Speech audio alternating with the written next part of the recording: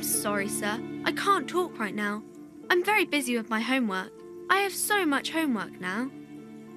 Out of the rain and into the gutter.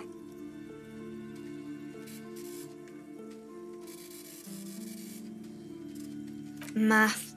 It's really difficult. Like, really. They say you need it to get rich. Better than standing outside in the cold, I guess. Oh, I found something while you were away. I thought this would fit you. Like, thanks for helping out. Not me. The city, I mean. Like a detective does. Just what Dick Mullen would ask. I got it from behind the curtains. I'm not really supposed to go there. Maybe. It's the hat Dick Mullen wears all the time. You'll look way more serious with that. Right, I have to get back to my homework now, before Mum notices. Man, this is hard.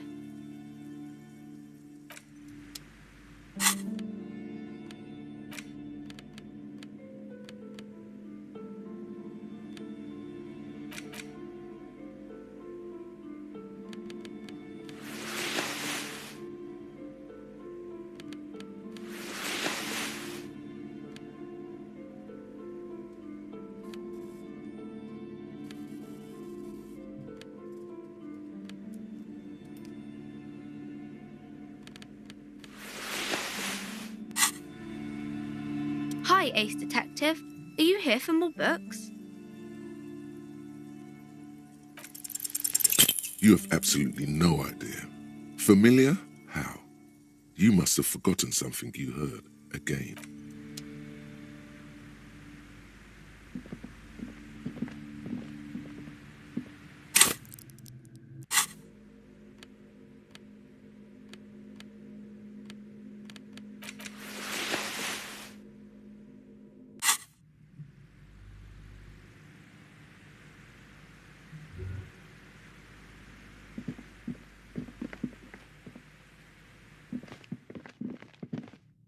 You see a set of tattered curtains blocking the way to another room. A strange cage-like trinket dangles from the curtains.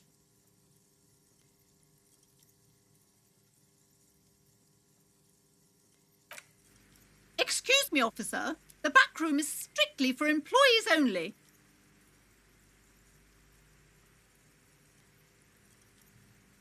Nothing. Now please go back to browsing the books. Don't you feel compelled to look at the books? The books are all you care about. She speaks almost as if she's trying to put a spell on you, urging you to buy more books. Oddly enough, the more she tries to draw you away from the curtains, the more alluring they become. You see some kind of charm, an irregular polyhedron assembled from bones, sticks, and straw. Inside, a disturbing fish head with empty eye sockets stares at you. This is a traditional Seminese ward, meant to provide protection against ill luck, bad dreams, curses, and other supernatural scourges. Inhabitants of Île de Fantôme, the Seminine Islands down south. Aside from poking at it suspiciously, there is nothing else to do with the fish head charm at this time. The curtains remain shut before you. Just as you're about to pull apart the curtains, the petrified voice of the shop owner cries out once more. Sir, don't touch that. I told you it's off limits for the customers. Parapsychologically speaking, we're done if you decide to open them. I won't be held responsible for the consequences. It's too dangerous. She looks away, mumbling. Why is everyone always messing with the curtains? Why can't they just buy books like normal people?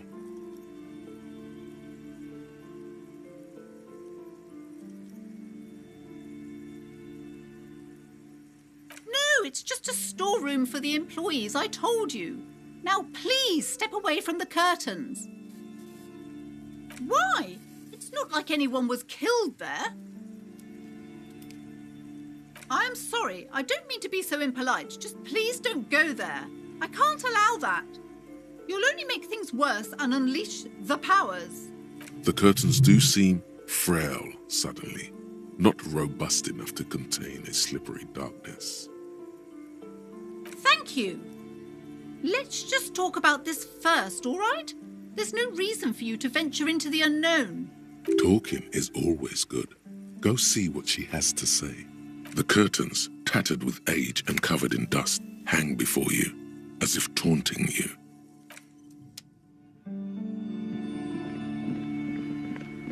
Hello again, esteemed officer, and welcome to Crime, Romance, and Biographies of Famous People. I already told you, it's just a storage room for employees. I don't understand why it's so important to you. Just let it go, officer.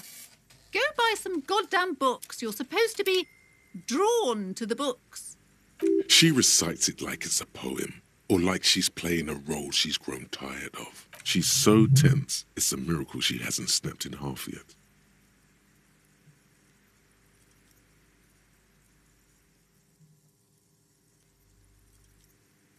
A spell? As if. This place doesn't need any spells or hoodoo mumbo-jumbo. This place has wonderful energy. OK, fine. It's just because this place is cursed, just like everyone said. They don't call it the doomed commercial area for nothing. Are you happy now, officer? Happy that you've ruined everything? Host of hosts, she prays. Guard me and my honest business venture from the curse that lurks behind the curtains.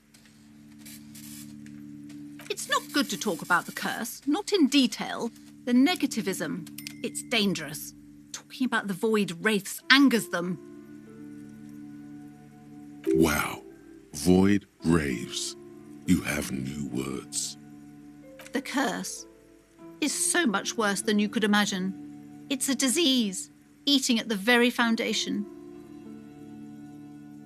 It's the curse of financial distress, of ruin and bankruptcy. It's not just that, officer. We're dealing with something supernatural here. It's the cacodemons feeding off bad business practices and disappointing income statements. There's something wrong with this building, I can tell you. Ever since I arrived, I've sensed an eerie lingering presence, as if I was unwanted here. Yes, I've contacted numerous parapsychologists and even a pair of Simonese mediators. They provided me with the wards. The wards help to keep the doom at bay and protect us against the darkness that lies further in the building, even though now I fear it's not enough. Oh, this? No, it's a special Himian amulet, blessed by desert pygmy shamans, with a spell of compulsion. It's to compel people to buy books. There are numerous spells cast throughout the store. I had the books anointed with a different inducement spell, for example. It's guaranteed to boost sales 15%. Desert pygmy shamans.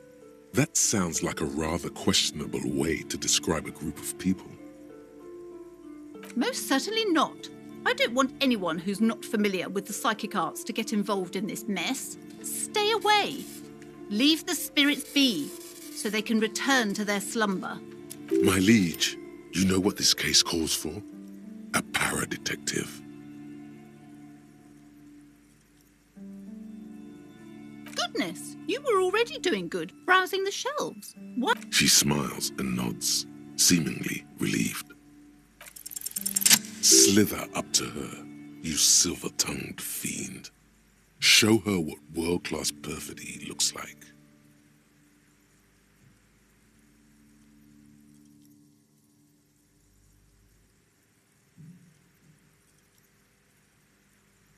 You're not lying. You're giving her peace of mind. The means are thus justified. Are you sure? Don't think I haven't seen charlatans before. You're no paradetective. You look nothing like one. And you're clearly a drinker. Pardon me for being so blunt, but... You look like one. The lieutenant keeps his usual stony calm. He silently picks out his notebook.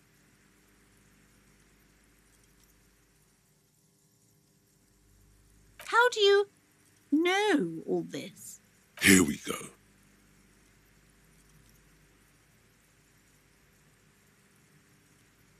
I should have realised. A pattern lies within the fabric. The hand of fate guides us. Our meeting couldn't have been mere chance. But I am not the only one at risk. I have to think of my daughter. You are certain you can help us? Keep us safe? I can't allow any collateral damage to hit us. Oh, certainly so, ma'am. I can assure you my partner is eminent in this particular field. If you promise, good officer, then you might be our last hope. Do you swear it? Thank you, sir. There's one more thing I haven't told you about yet. Do not act surprised. You know of these things, sire. You have? The entity takes the form of a woman, a witch probably. I've suspected that she must be connected to the curse ever since I first saw her. Did you know that she lives inside the chimney? Yes, that chimney is part of the building's central furnace, and it's enormous. She has barricaded herself behind some metal security curtains. God knows what she's doing there. Some unnatural magic, I assume.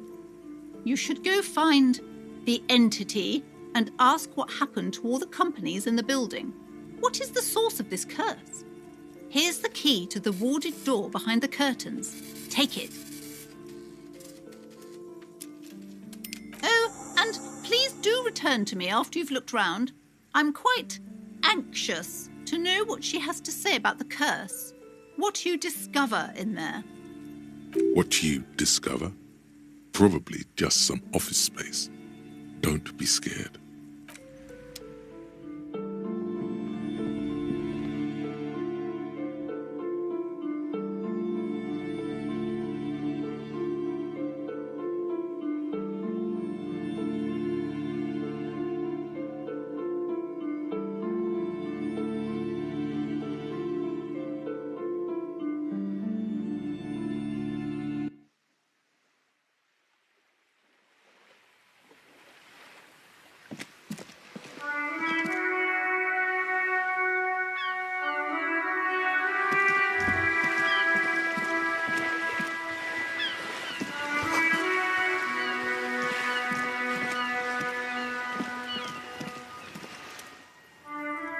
Have you no shame?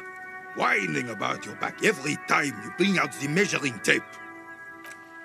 René, you're a man with a fork in a world of soup. Please, let's just try to enjoy the game, all right? I'm trying to, but you keep breaking my concentration. You're old. I can see that. We're both old. Now stop grabbing your ass like it's a girl. These manly men are playing balls. This is a ball game. Grab a ball and play it. Don't ask questions. Shoot first. Ask questions never. No, you got this. There's the ball. You're the game.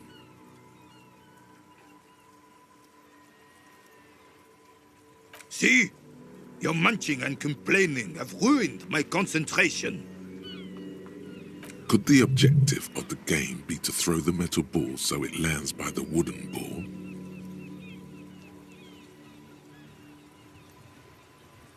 Ah, mon Dieu. The pain in my back is unbearable. I can't even say if it's in my back or hip anymore. Feels like it's in both. I hope you pass out from it.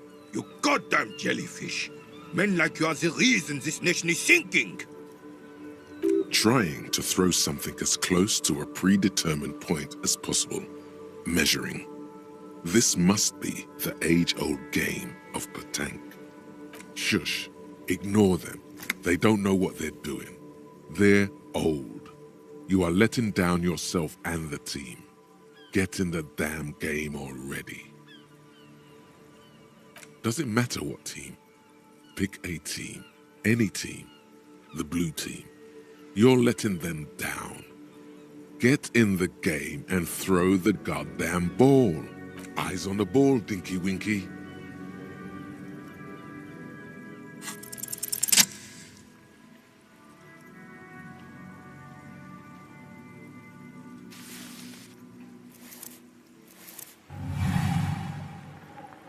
You are immediately surprised by the ball's lack of weight. No matter, you'll make it work. The cold metal ball is surprisingly smooth against your neck.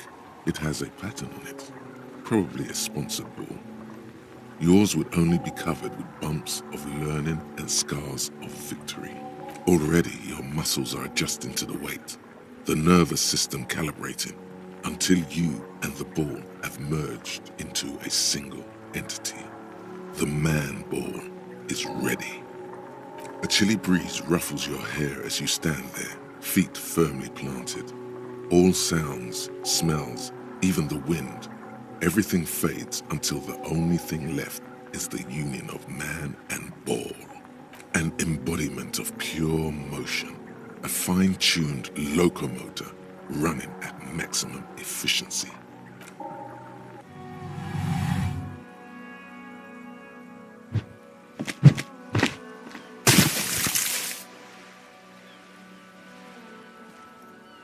Merde! Bordel de merde! A whorehouse of shit? It wasn't whorehouse of shit. The shot was at least 23 meters. Probably. What the hell is your problem? You vandalized our game, son! We can't play pétanque with 5 bull! No you don't! Our pétanque game is ruined! We want our bull back! Take it easy, René. This is just a misunderstanding, isn't it, officer? No harm done. Of course there's harm done, you orange slug! You owe us a goddamn bull! Good! Mistakes are forgiven, but men at least try to right their wrongs. I believe you would try. Now why did you approach us? Yes, why did you come here? It's unlikely they know anything about the murder. You never know. He might know something. This is a good vantage point. Yes. The terrain here provides an interesting variety to a familiar game. I do. Fire from heavy artillery. Why what? Because that's what happens when communards hijack your country, execute your supreme leadership, and turn your capital into a slaughterhouse. You use heavy ordnance to clean up your home. Commies, communists, socialists, anarchists, call them what you like. They just chose a name to feel special. Senseless sentimentality. Sadly, no. It was the foreigners who brought them to their knees. We fought valiantly.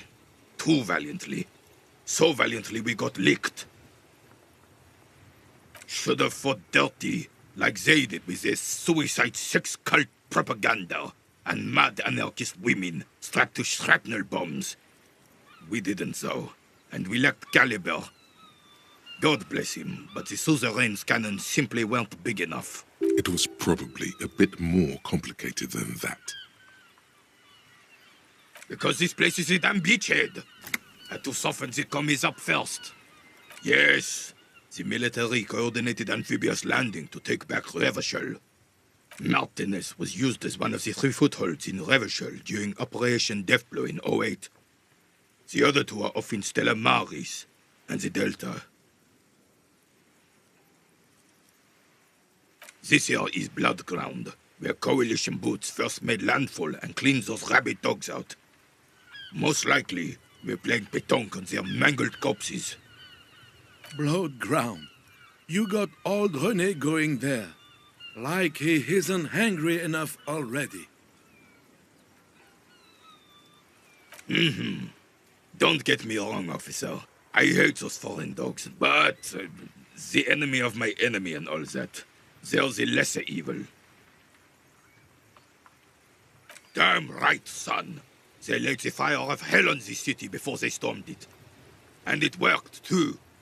The rest of the city got cleaned up, but Martinez they keep as a monument. And now the Union Socialists are practically running the place. Well, it's your own damn fault. You, we, the coalition, Revachol. Whoever you want to blame never finished the job. Officially, the party never surrendered. Of course, they still hold influence.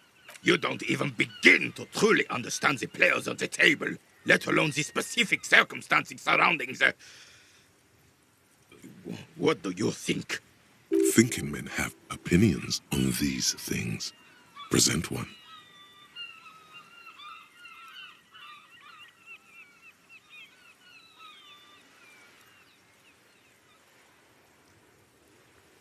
I'm sorry it had to be them.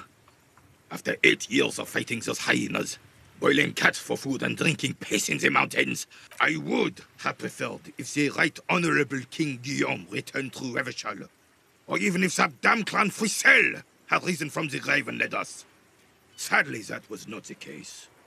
Instead, all that is just, holy, and beautiful in the world was wiped away, and now it's neon signs with toothpaste ads everywhere.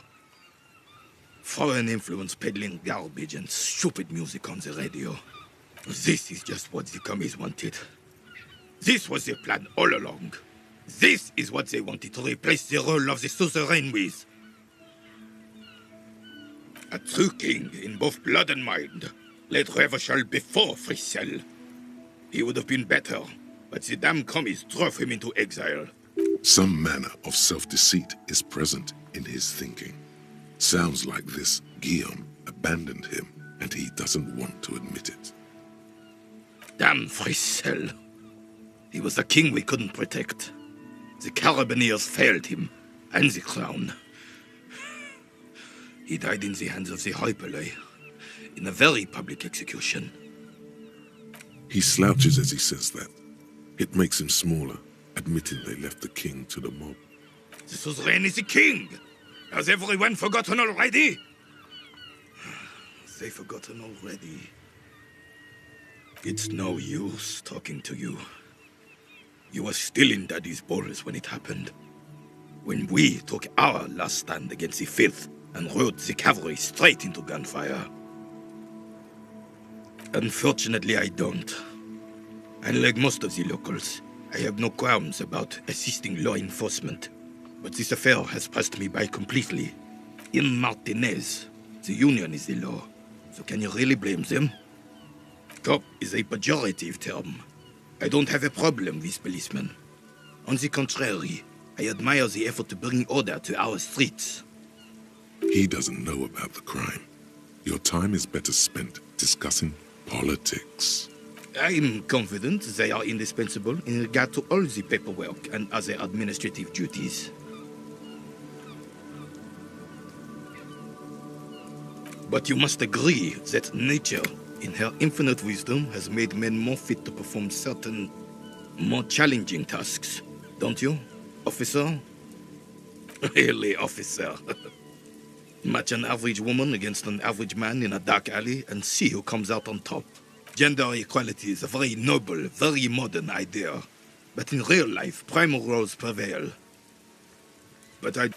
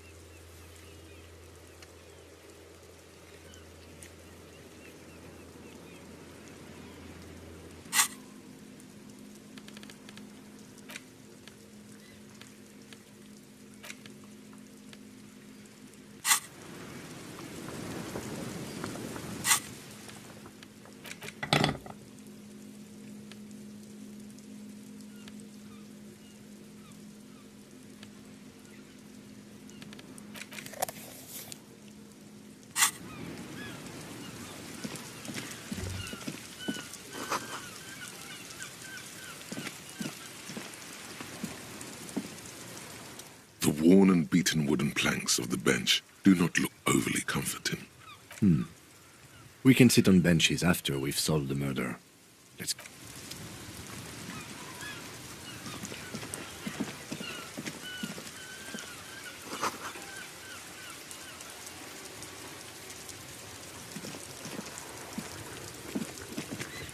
The dented yellow mailbox.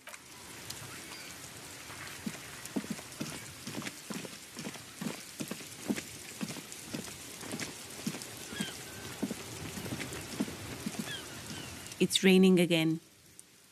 It was clear just an hour ago.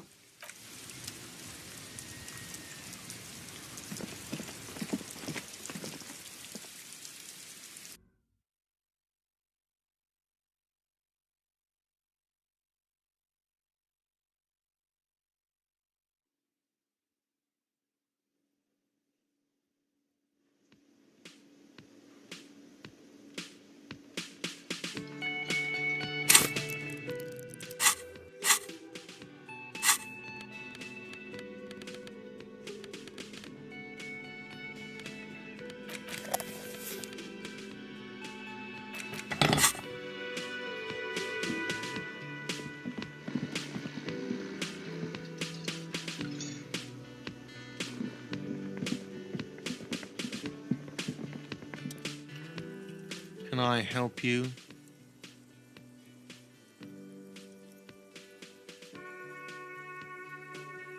Do I have a shaker in my hand? Is this a shaker? It's not a shaker. It's nothing. He's holding nothing. It is but an imitation. Am I wearing a little bow tie? Am I wearing a bow tie and doing this? Am I smiling? Do you see me smiling and shaking my little shaker? No, because I'm not a bartender. I'm a cafeteria manager. Play it calm. This man needs to understand you need a drink to help the community deal with police stuff. Oh, well, in that case, let me pour you a nice, big, refreshing marinella. Do you want that out of a glass or a pineapple?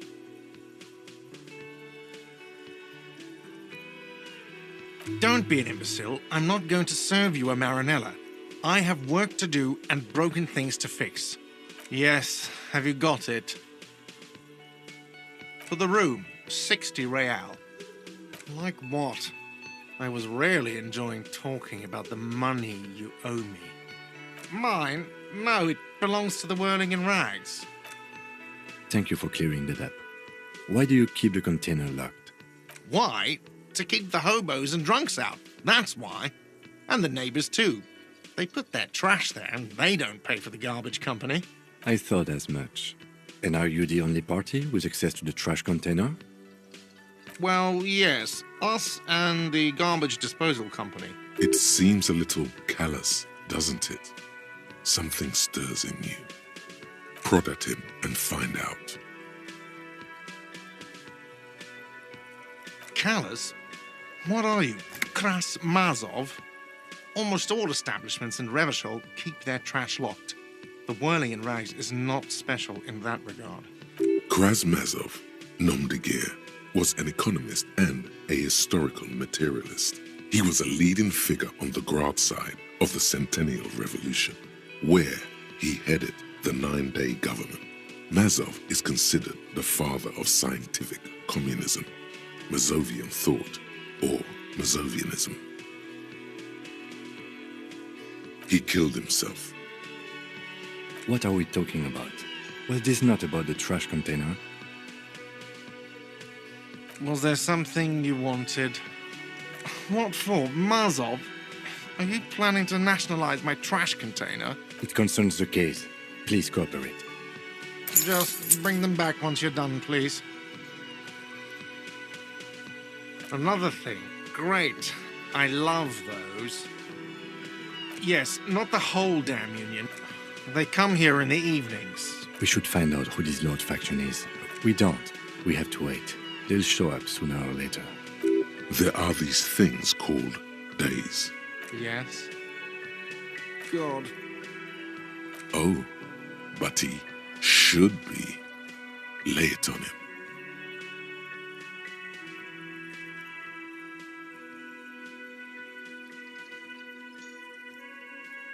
Life doesn't have a back button. Now get off your ass and speak to... Wonderful. It is. It's wonderful. What? What does that mean? Cock carousel?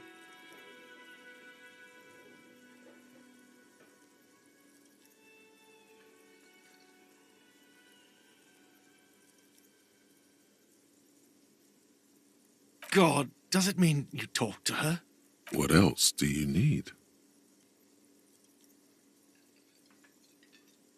The man leans his hands on the counter and sighs.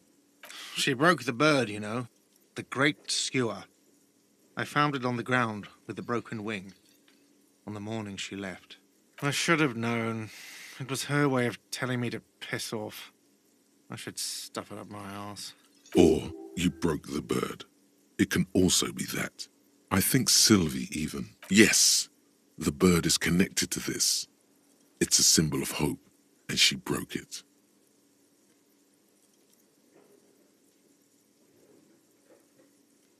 Huh. Cock carousel. I think I understand now. That's why they ride the cock carousel until the clock runs out. Here, have the rest. Now, let me have a drink and think about this shit for a moment. And there we have it. Isn't that beautiful? Another situation fixed by Dr. Love.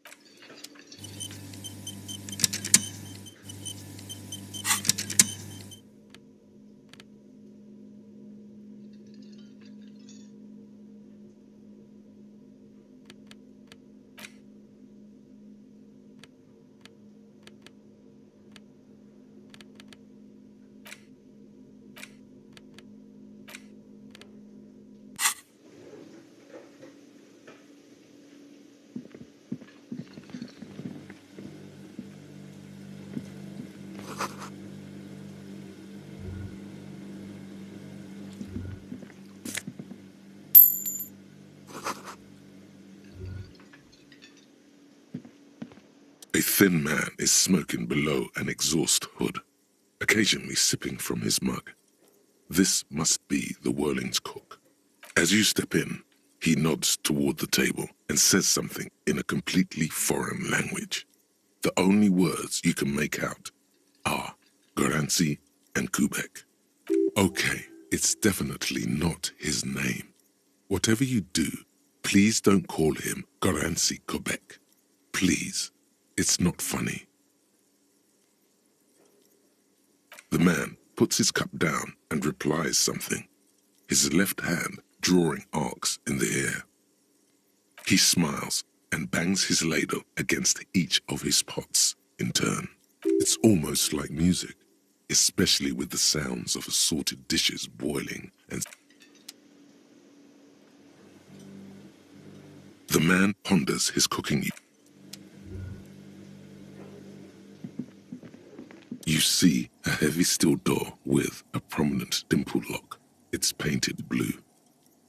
The door does not budge. The cobalt blue surface feels rough to touch.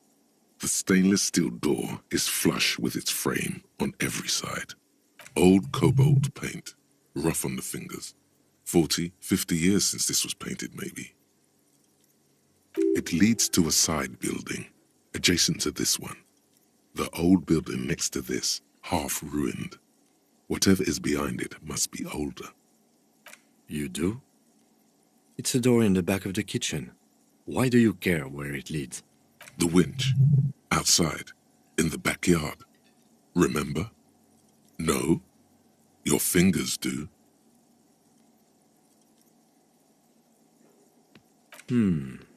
Well, if there was a winch, I suppose we could look into it. As a side investigation. It's hardly a side investigation. You already have a name for it. Gart is the person to ask about this, the cafeteria manager.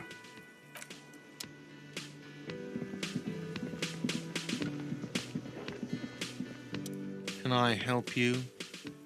Another thing. Great. Oh, yes, that door, sure.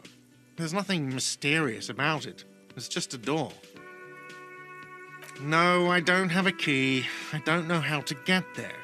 And I don't care either. It's not like I've been wondering about it for 10 years. It's just a frick warehouse, probably. Or some boring storage space with a bunch of old junk and dust. Junk and dust. He's attempting to maintain an air of indifference. It's absolutely not convincing. Fine, okay, a little. But my job doesn't leave me time for wondering about one locked door in one of the cafeterias I manage. So I haven't opened it. I have cleaned the whole place 100 times over, though, after the animals. And I haven't found a key, so good luck with that. Yes?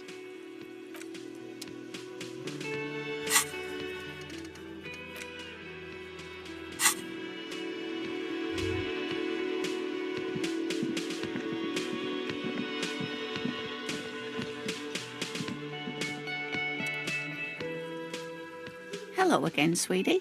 Oh, I'm perfectly all right. I'm more worried about you. What was that?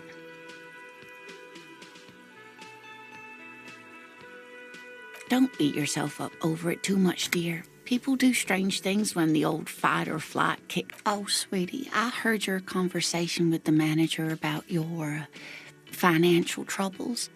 When do you get your next paycheck? You must be joking. It's not easy to assert your right to a decent living wage when you don't have a strong union behind you. Interesting idea. This Everard sounds powerful. Maybe you can wrangle some coins out of his pocket. Oh, no, I'm so sorry. I don't have money for you. If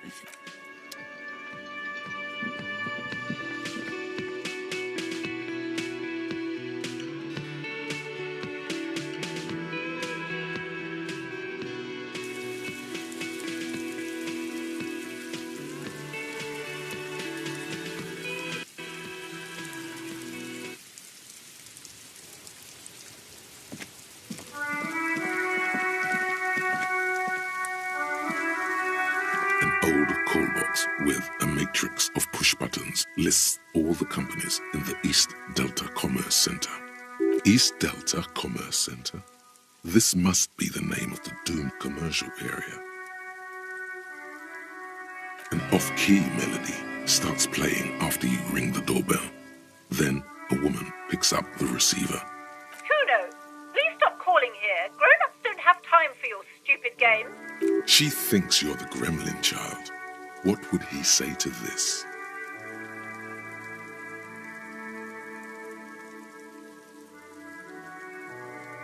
Oh, I'm sorry, officer. I thought you were... But the doorbell is broken, and the bookstore shouldn't even be on the list anymore, so I can't help you. Please... A single beep indicates that the line has gone dead. You ring the doorbell, but no one answers. What an ominous name for a hair salon. Doesn't bode well for anyone's hair. All you hear is static, but no one answers the call. You ring the doorbell, but nothing happens. You wait for a minute or two, but looks like someone has melted half the plastic off with a lighter. You hear static from the intercom speaker. It sounds as if someone has picked up the receiver. You can almost hear them breathe. Yes, hello. This is Tricentennial Electric. Have you come to place an order? She sounds almost antique, as if her voice was being played off an old wax cylinder. A receiver must not be working properly. Wait, but what happened to Slipstream SCA? There's no Tricentennial Electrics on the list. My God. The lieutenant exchanges a look with you. It's you. My God. I didn't think I would hear your voice. She must be mistaking you for someone else. Who cares that you don't remember her? Just go along with it.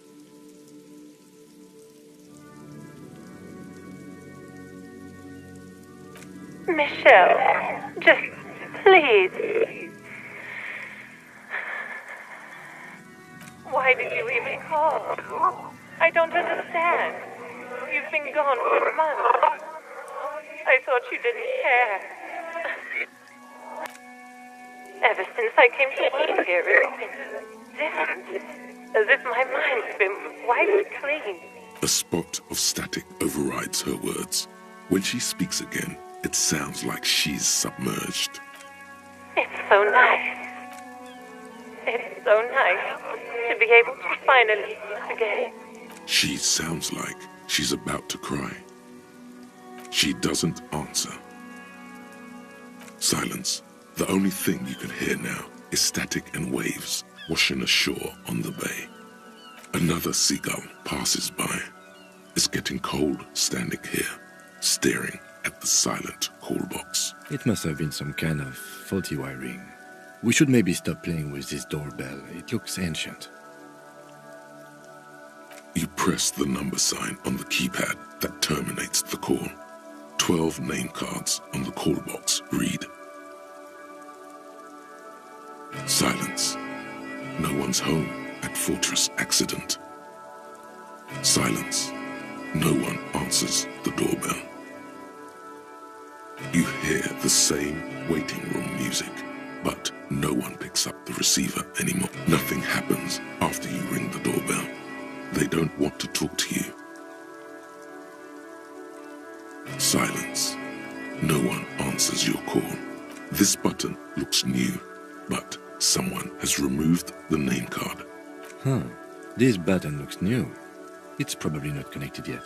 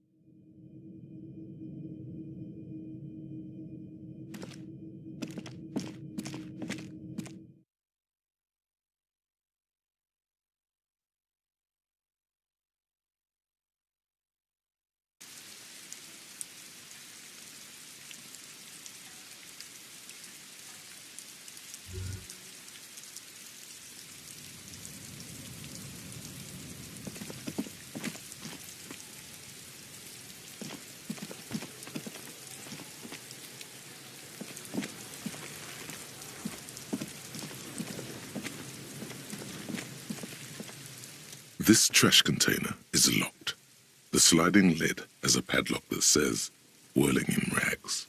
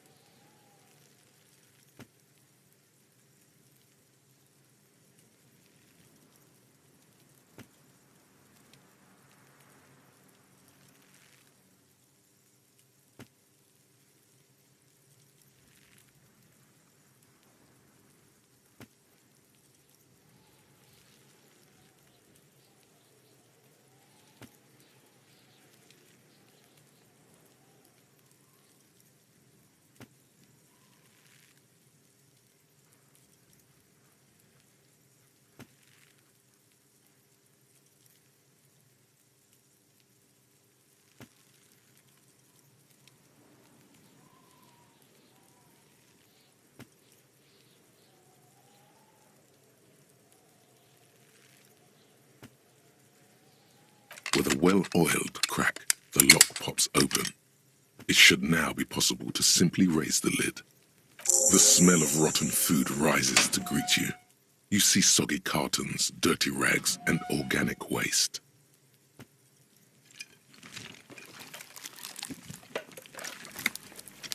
We're just in time. This hasn't been emptied for over a week. Among the threadbare kitchen towels, something catches your eye. A pair of denim trousers. As the legs of the slime-covered jeans begin to unspool from the garbage, a rank corpse smell fills the air. The victim's clothes? Cadaverine odor is faint. If these belong to the deceased, they were removed when he was still in the early stages of decay. Drop them in here, officer. Guitar-marked blue jeans. Pockets empty or emptied. He wore them with a belt, too. A white belt. The loops appear stretched, but the belt is missing. That's it. Do you see anything else in there? I have another bag here. Something slimy catches your eye. A drab, long-sleeved shirt, olive-colored, appears from the food waste, dripping with pus. This is a military-type overgarment. No label or serial number. This is the kind of rib-knit shirt that's worn over light armor to conceal it in an urban scenario. Anything more? The rest of the rags are just kitchen variety waste. A yellow old mug that catches your eye.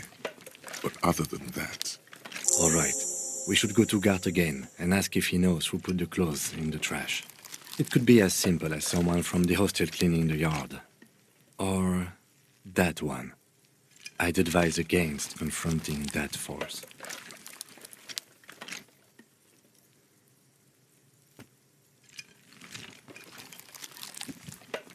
Not really. All we know is the victim's clothes are in the trash, the lid was locked, and his establishment had the key. It's just a small loose thread. The fuck's he on about, kids? You hear that, Kuno? He thinks you're an infant or something. See? The lieutenant nods, then looks back into the trash container. You see milk and egg rest with one broken egg in it. Some pasta wrapper. Picking up the soggy packages somehow feels familiar. You've done this before. The movements are recorded in your elbows, the methodology in your fingers. You're used to this. No, searching for evidence in the trash. A box falls into pieces in your hands. Batiste Soleil cereal. There are plastic pasta packages below, and turbo noodles. Nothing of note, however. It's just organic waste, cold and slimy on your hands. Apple and potato peels, mostly. Unidentified sludge, and the occasional chicken bone thrown in for good measure. What's this? A blue piece of plastic sticks out from the apple peels. It's shiny. Looks like the corner of something. They look badly damaged, but you can still make out forms and notes, written in a man's handwriting. Officer, is that your paperwork? Yes, it is. Look. This plastic has the RCM street grid on it. You've even got an autopsy form.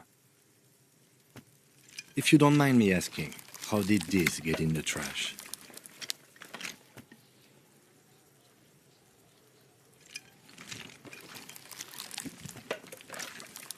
Boring.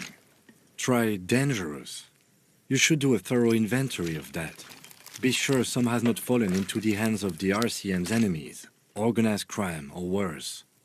Official notes sometimes contain informants' names, even undercover operatives. It would also not hurt to start taking notes on the case. Now, tell me what your eagle eyes see. Or are we finished? You pick out a broken mug with an oddly racist depiction of the yellow man frolicking in saffron, only in its social sensibility.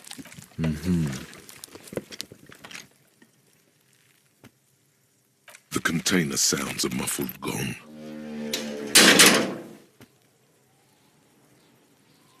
That's one thing off the list. I think we got it all.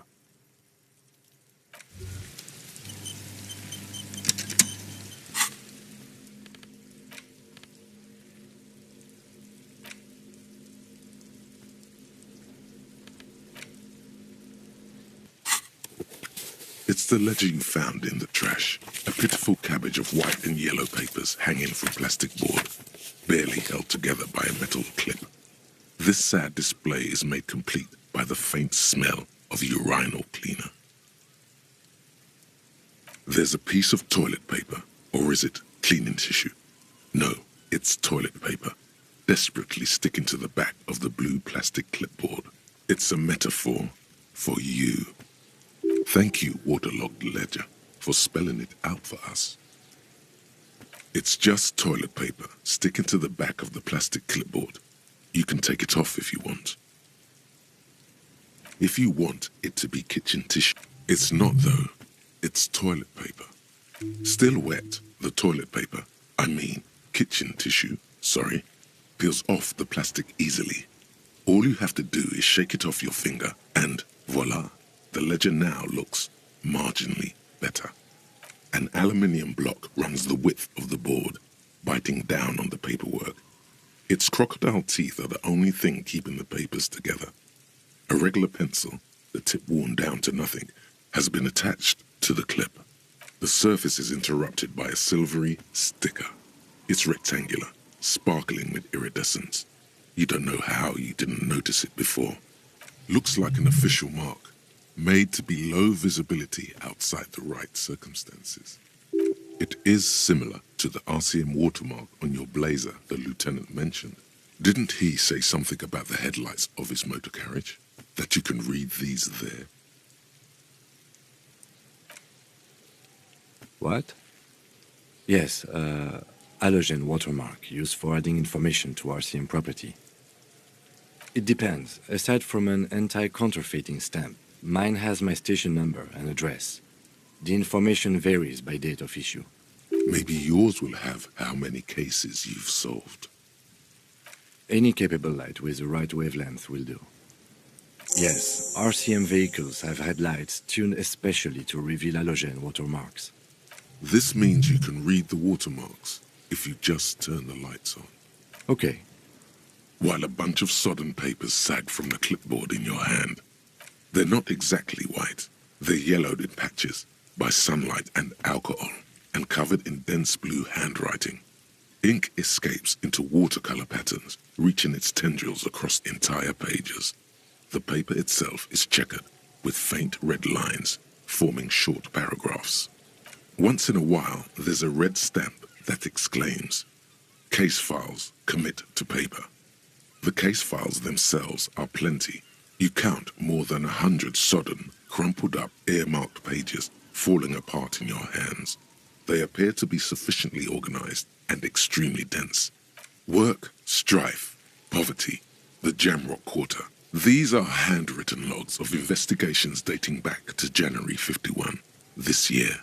The exact number is hard to estimate, due to missing pages and an odd naming convention.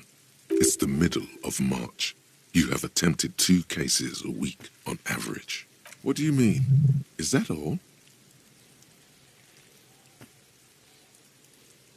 Huh? 2 complex cases to undertake is a lot, yes. You really have to push yourself.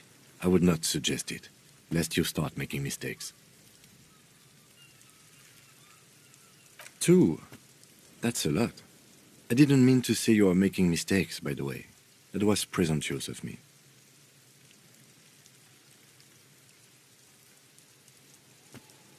That's okay. We all do, sooner or later. Like a fan of gills, the checkered papers dry in your hand. The handwriting is extremely dense, if mostly illegible. The notebook is annual. It says 51 on what remains of its cover. A molten strap of cardboard. Everything prior to this must have belonged to a previous volume. In short, there was more. There is, for precisely 1 more. 15 pages near the end remain untouched by the damage. The checkered grid forms a structure of passages, breaking the case into subtasks to accomplish. Once all the tasks are accomplished, the case is complete. The tasks you've completed flow out of the kind green ape pen in a brash freehand similar to the rest of the letters. The wording comes easily. It's almost robotically simple. a language developed for mental rigor and simplicity. Inspect the victim's body. Interview the cafeteria manager. It's not exactly poetry, but poetry would be out of place. A satisfying slash sounds across the paper. You're done, it seems to say. You're a swashbuckler with that pen, Harry, and it feels good. Feels like completion. Things to be done and things already done. The composition of reality. This is an extremely useful tool for a detective of the citizens' militia. Now all that remains is to name the case. No, actually. Any ideas?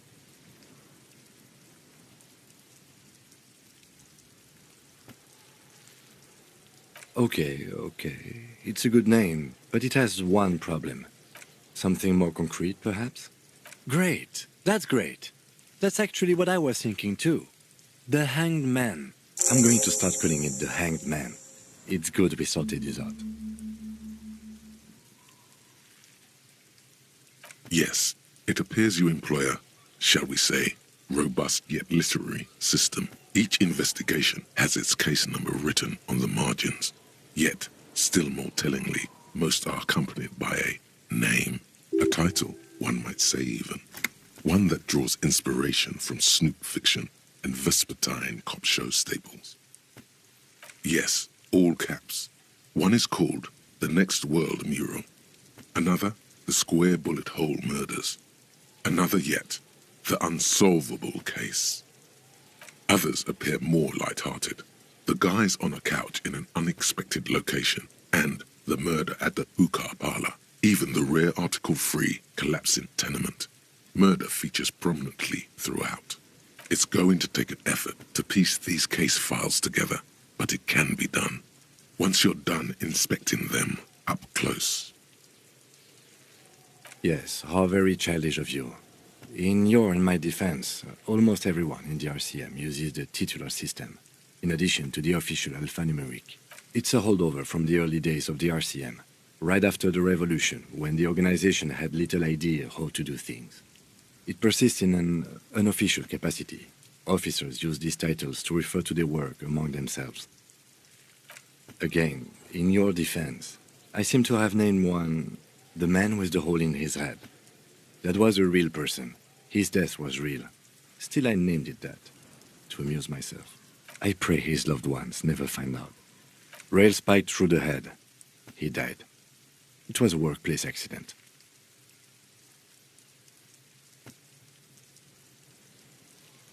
You don't exactly close them, so much as distance yourself from the smelly papers.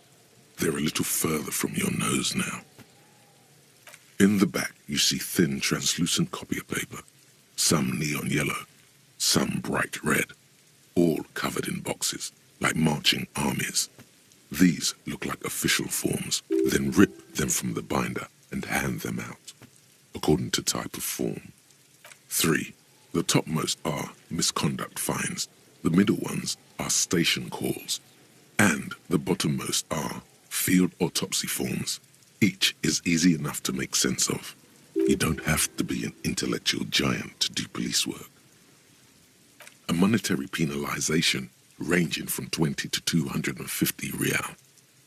Severe cases allow for 1,000 real, but that requires special paperwork. The details of issuing these fines are spread out over the rest of the fields. But they appear pleasantly vague. These are quite sinister in turn. They give a date and time for the person to appear at the specified precinct police station. Below the call are the criminal charges you risk by not appearing. All in a print so small it could be considered downright cute. A dozen pages of thin copy paper, bright red in color. You see the parameters of a deceased human form waiting to be filled in. Age, sex, condition of internal organs. Yes, all that remains now is to fill those forms and hand them to people. Fines for wrongdoers, interview requests for bad guys, and field autopsies to dead guys. The rest of the stinking cellulose is much worse for wear. Being sandwiched between the board and the rest of the paperwork must have spared the fragile copier paper. It's made of dark blue plastic, hard enough to beat someone to submission with. The edges are rounded, however. The U4 size board feels thick and heavy in your hand. Light shimmers on its wet surface. On the back you see the embossed letters, RCM. Something rattles inside, ever so lightly. Is there a hidden compartment? And something small inside, light, made of paper or cardboard, or dry permeables. It's not hidden per se. The compartment is made for permeable materials that would get damaged if something happened to it. The plastic shimmers like lapis lazuli, but it is not see-through. You cannot see to its center. With your hands, U4-sized pages hang from the clip screwed to the top of the board.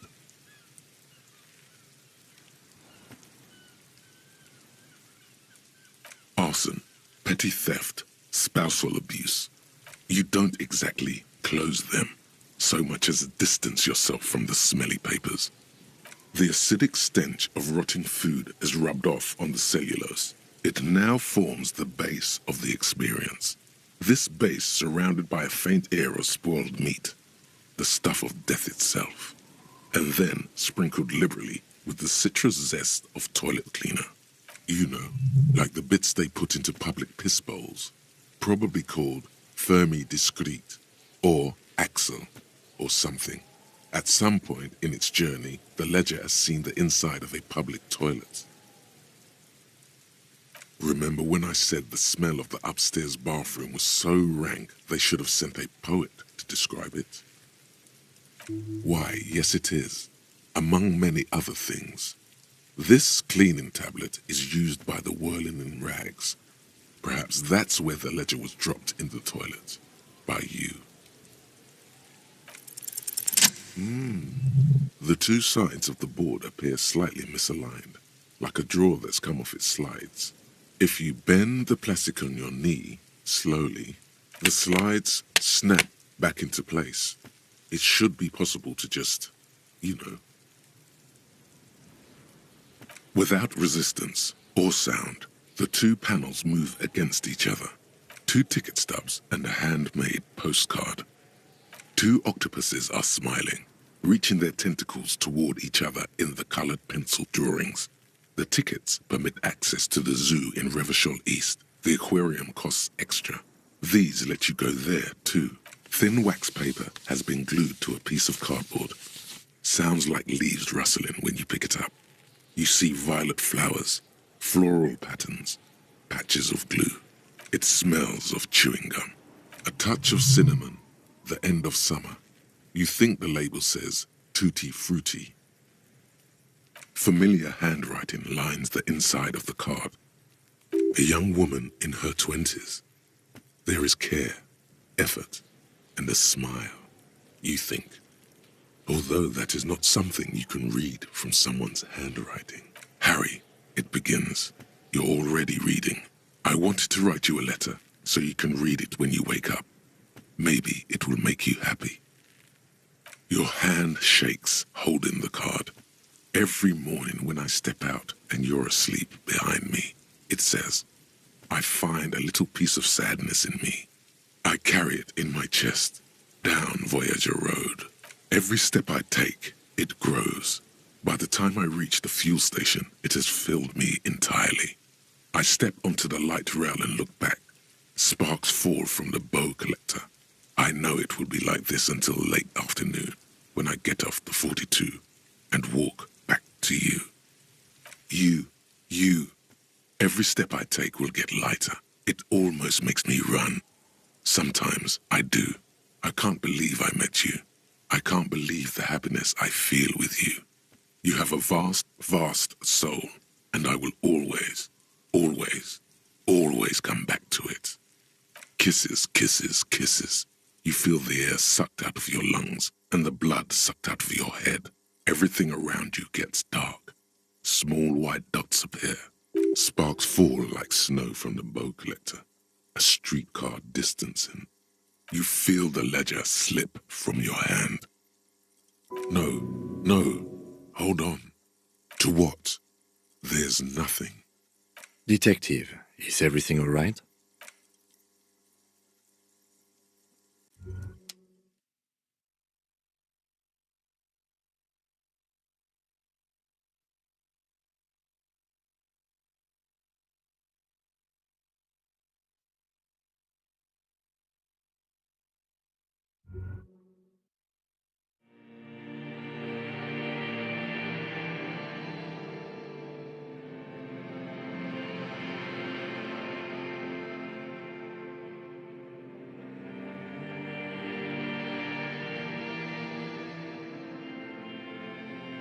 There is nothing.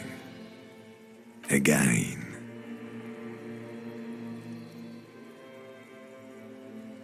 Nothing sad, brother. No treachery, just blackout. Well, almost nothing. There is the ground below you, that's still there. And the small light that's on, fluttering, somewhere in the basal ganglia. That's me. Blue eyes, that's me. Who was what? He speaks of the sickening longing, the unwell emotion. Even in the darkness, he's grasping for it. Still trying to hold on to the great sorrows slipping in the water. Slimy. The call when you're dead, brother. Here in the paleo-mammalian cortex, we call it the shadow. Because it's always there. Tell him. Tell him.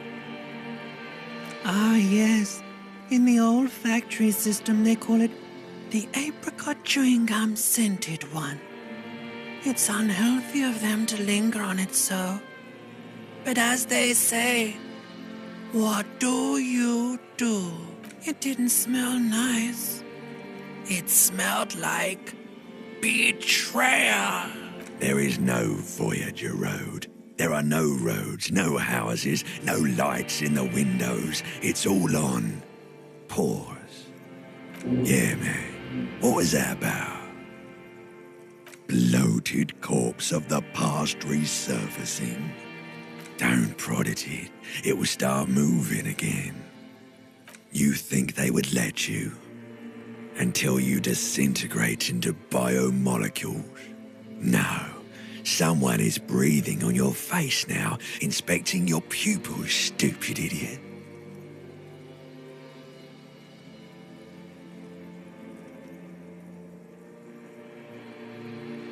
Yes, they're pouring something on you. It's in you. It's delicious. Glowing lights on a dashboard emerge out of nothingness.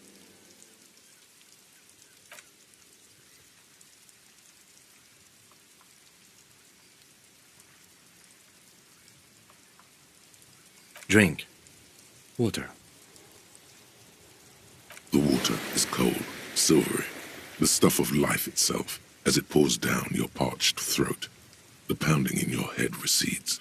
The darkness parts. Drink. With greedy gulps, you down half a liter of cold water. Some of it spills on the driver's seat. The lieutenant pays no heed to it. What happened?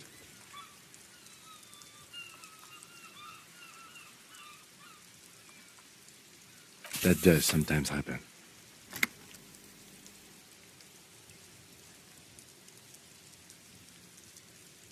He replies with such understanding, it's as if the burnt-out ruins of the past were an occupational hazard.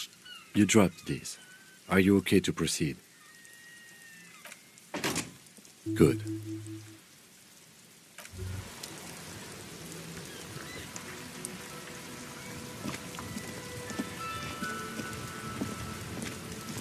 Inside, you see a set of steering levers.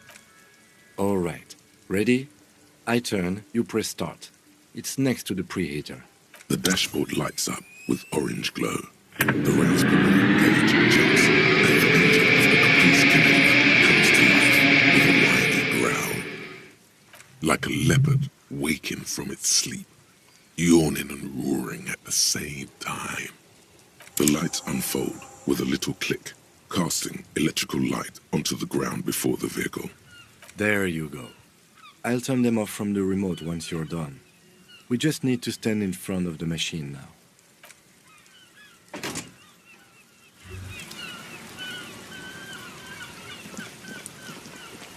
As you hold your ledger's clip under the headlamp, an iridescent hologram appears. A street grid and the veins of a great river. A familiar sensation washes over you. There she is. Revachol West.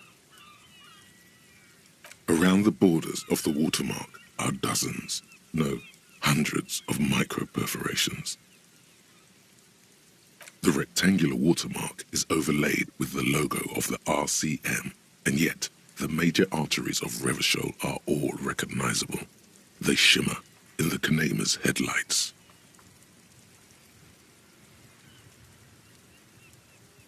A rat brazenly darts past you and disappears amongst the stopped lorries. In the distance, a child somewhere shrieks. A woman reprimands her in a voice no quieter than the child's cry. Ah, Martinez. Let me see. Right here. No, it does not. There are many of them, and they are divided into 3 separate rows. The first row has 18 dots. The next is the longest. It runs all the way around the border, and then some. You count 216 perforations. Considering that nice, large number, a wave of pride washes over you. Though you can't say why, precisely. The last row has 3 perforations. That's it. Those are perforations. They represent your record as an officer of the RCM. They are your statistics, as it were. I should have guessed you'd keep a record. Alpha male officers who are proud of their numbers often do. It's meant. The first row represents your years of service. 18 years. Okay, not bad at all. What did you do before you volunteered?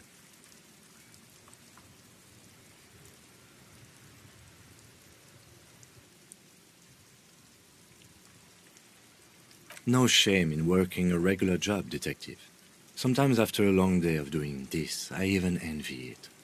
This next row, the one that wraps all the way around, is your number of closed cases. Closed is good. It means finished. Wow, more than 200. It's quite a lot, even for someone who's been on the force for nearly 2 decades. Usually, clearing more than 10 cases a year puts you in the 90th percentile of all RCM officers.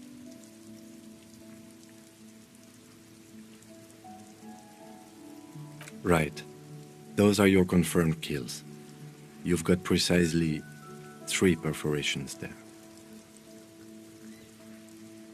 For an RCM officer, especially Precinct 41, which is in the Jamrock quarter, it's rather tame. There are certain officers who treat their kills like some kind of ghoulish game. If they do happen to solve a case, it's usually by accident. But it seems as though you are, or at least were, one of the good ones. So we have that to be thankful for. Yes. Everyone has their own method of coping, some more effective or self-destructive than others. Personally, I find it helps to keep up a few hobbies.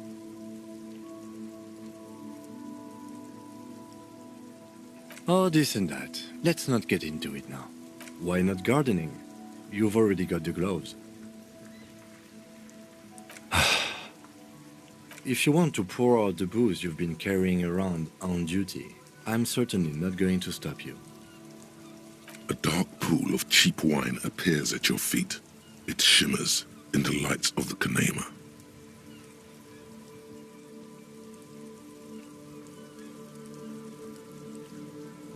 Very noble of you.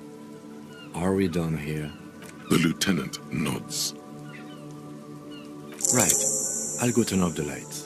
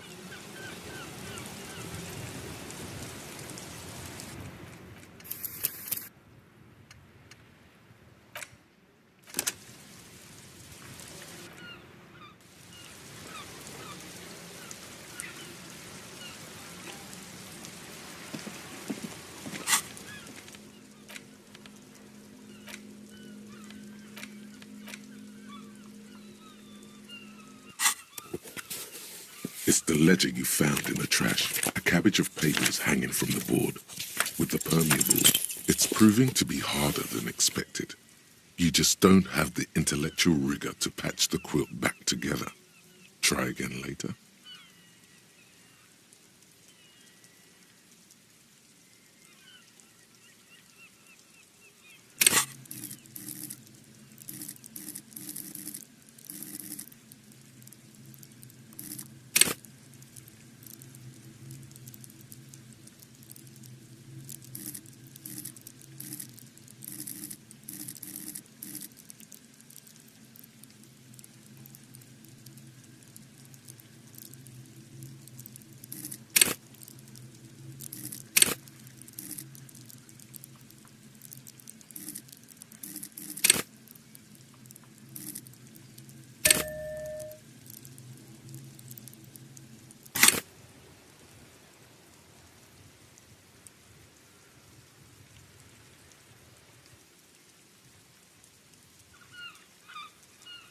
Without resistance or sound, the two panels move against each other. It's slightly, ever so slightly, difficult to breathe once you've done so. The drawer is locked. Blue ink drips from the white pages in your hand.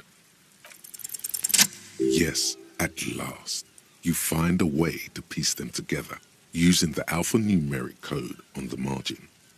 HDB 41, date of initialization, and time of arrival on the scene, followed by the title. For example, HDB 41120111700, the next world mural. Why, yes, your precinct number is 41. Every last alphanumeric in the files begins with it. And these are your case files. It's safe to say HDB are your initials. I got nothing here either. Logic really isn't the best faculty to have this conversation with.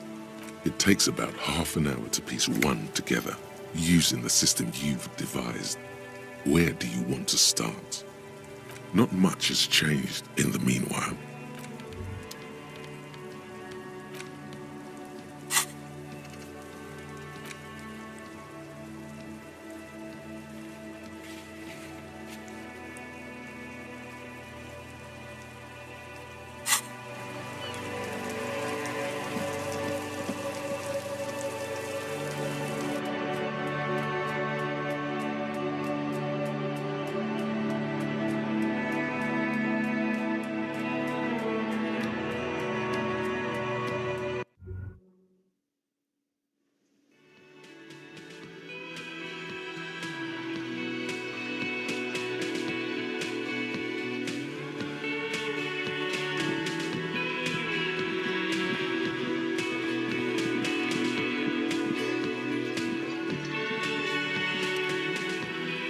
Can I help you? Thanks. I hope you found what you were looking for. How strange. I certainly didn't put them there.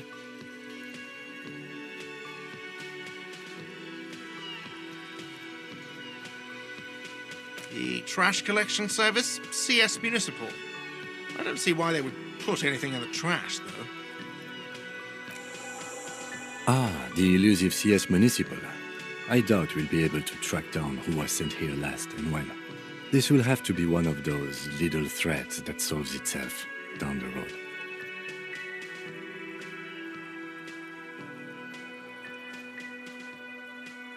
Thank you anyway.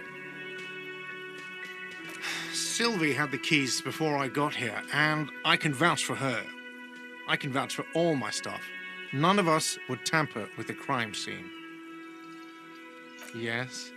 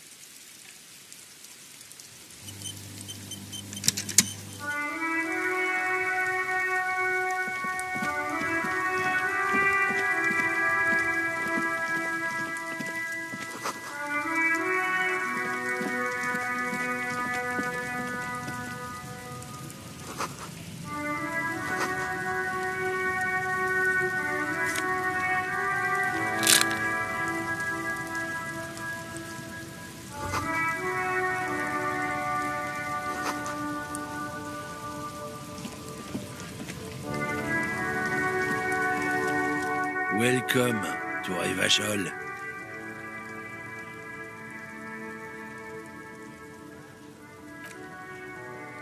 Don't you welcome to Revachol me. My grandfather came here from a 3,000-year-old racist isolationist culture, while your ancestors came to this island a mere 300 years ago. Every school of thought and government has failed in the city, but I love it nonetheless. It belongs to me as much as it belongs to you. It's men like you who keep Revachol divided, making it that much harder for everyone to climb out of this post-war limbo. What he means is, fixation on the Revacholian nation makes it harder for Revachol to actually attain self-determination.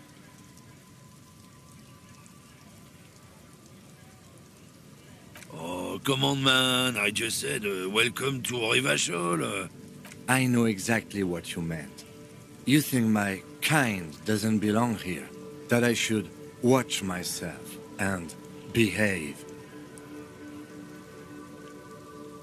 But you see, I'm an officer of the RCN. It's actually my job to make sure you behave. I would advise you to remember that. Silence. The air between them becomes tense. Your partner needs backup. Now's your moment to shine.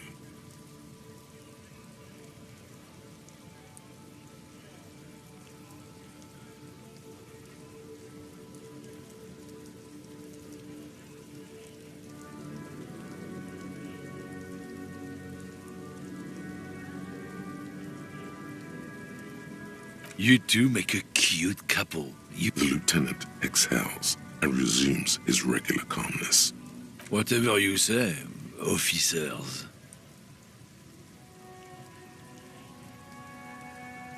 He smells of heavy motor oils and his breath of high tar content cigarettes, probably Astra Whites.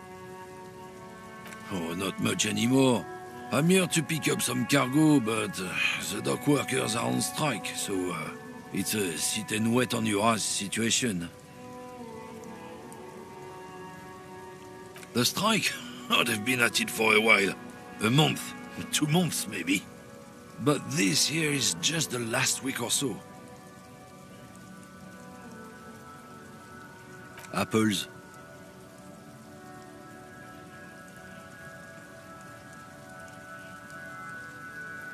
Apples is exactly the kind of thing you'd say if you had something to hide. Yeah, apples. I take it you had other questions?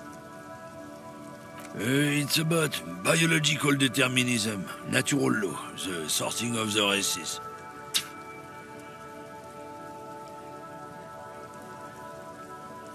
Not the most popular topic nowadays, with the coalition in charge and all. You might want to change the topic. That is, bury your head under the sand like common sheep.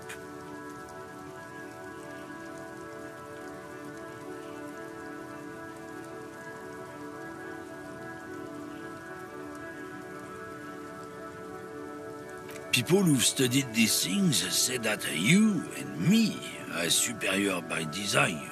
So, naturally, we Occidentals should be in charge. Obviously, you can see the merits in that.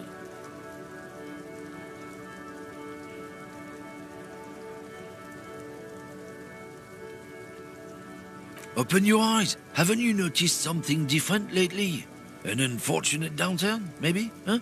When members of the superior race cease to believe in their innate superiority, they stop competing for resources. This concerns you, policeman, so you better be vigilant. The damned kips are showing up good lately. Same with the mosquitoes. And the other intruder species too. They're on the precipice of cultural victory.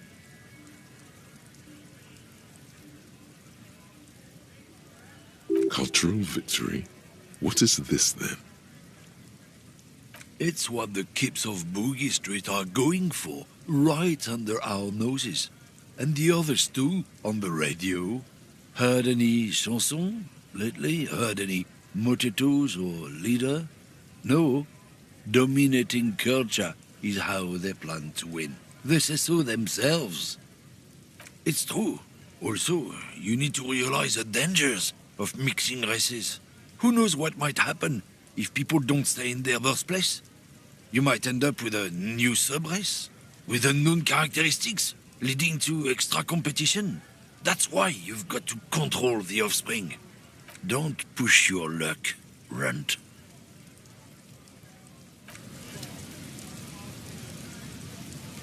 Looking for something, Runt? Come to tell me to fuck off again? Oh, not much anymore. Apples. Apples is exactly the kind of... Look, as detective.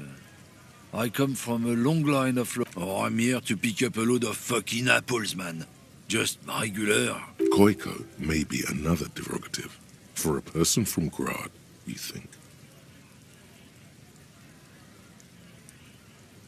Yep, it's one of their main exports. They grow him down South Yekokata. A beautiful place. Got great scenic vistas. In fact, Yekokata is a desolate wasteland whose name literally translates to Zone of Ecological Catastrophe. It features no scenic vistas and Yeah? Says who? Then, I guess they grow apples somewhere else. You can never really tell with those koikos. They're everywhere, except their own homes. He means the people living in Grad.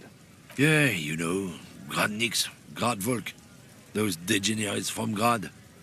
Hey, if the name and description fit by the very grace of nature, who am I to say otherwise?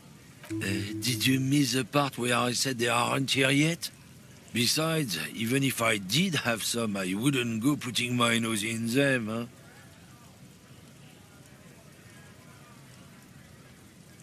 Relax. You've got all you can get here. He probably doesn't even know what he's hauling, even if it is something unsavory. So he'd remain unaccountable. Yeah, they're a big deal.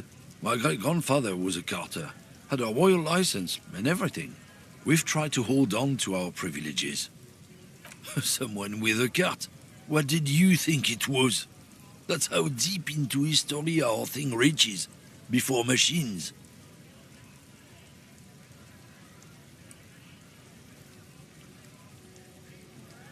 Not at all. We are part of a guild and everything, huh? It's very ancient, very prestigious. Goddamn right.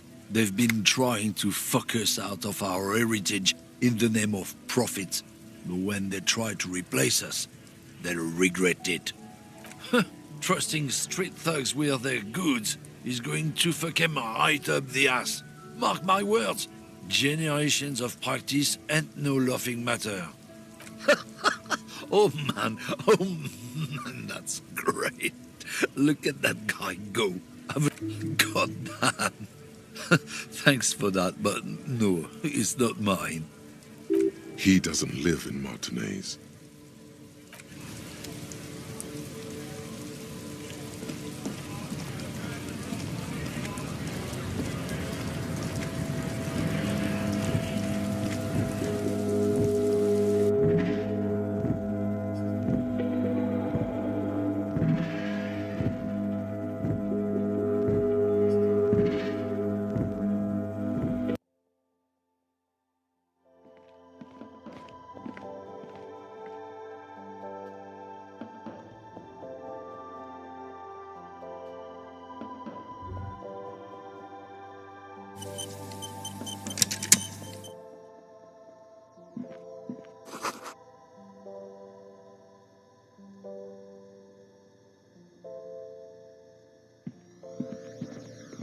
The tear machine stands in the corner.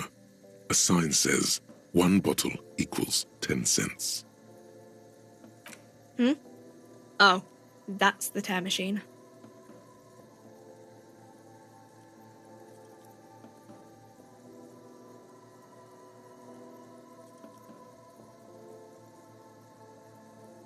It's a machine for tear. You know, you find tear outside, like bottles or whatever, and put it in the machine. then it gives you money. You need a bag, I guess. We used to have some, but we gave them all out, so... Feel free to use it if you find a bag, though. I'm sure there are some out there. Somewhere.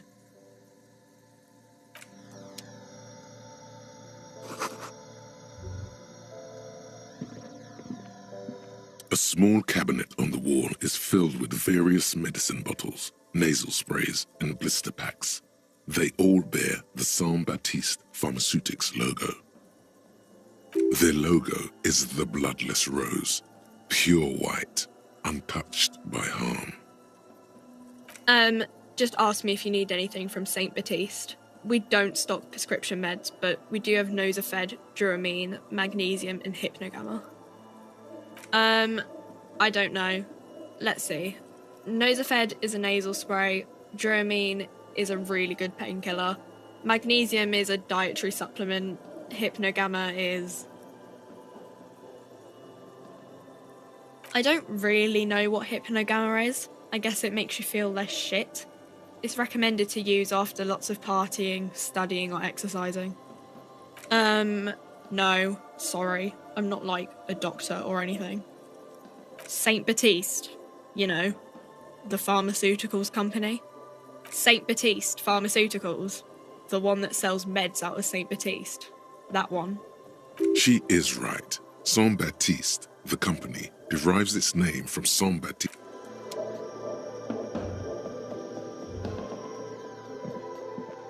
A colourful display of cigarettes and alcohol bottles line the shop wall, inviting you closer. The bottles wink at you in the light. The smokes too glitter in their wrapping. It's like looking into a kind of heaven. Your knees are weak. There, in that dark green glass, all in vain. The great flowing river of warmth, wine, alcohol, beer, alcohol, love, alcohol.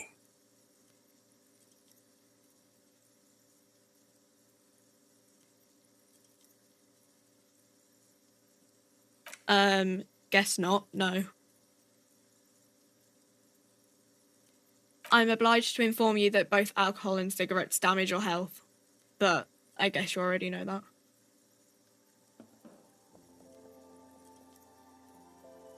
No, Frit only sells legal drugs, like the law says. The pale aged vodka is special, I guess. It's stored in pale for a couple of years, which makes it super expensive and super strong. You know. I mean, I already said it'd hurt you. I don't know what else they do.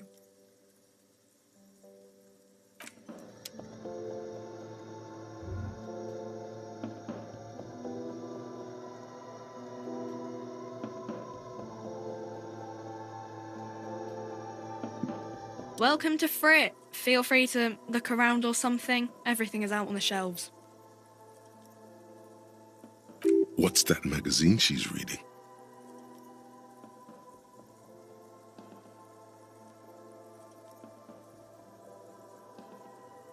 I don't know. Frit?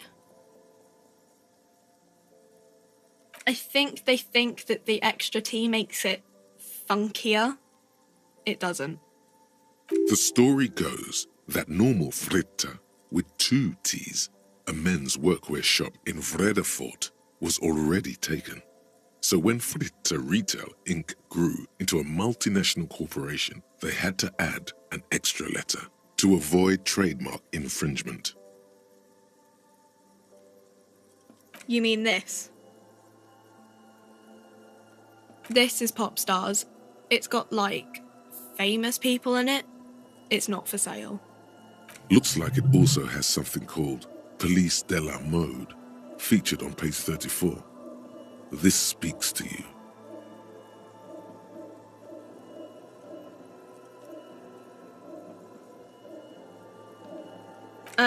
It's where they rate different outfits famous people wear. It's kind of funny. They're kind of mean. It's about who's the most stylish.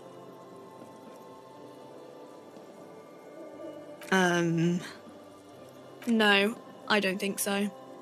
We are not the fashion police. Okay. I'm not really supposed to be chatting to anyone, but... A warehouse? I don't know. Maybe. I don't really care what Frit does.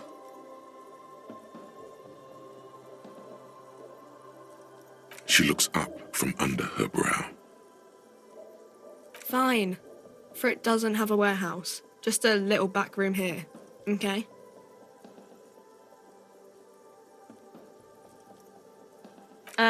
I don't really know anything.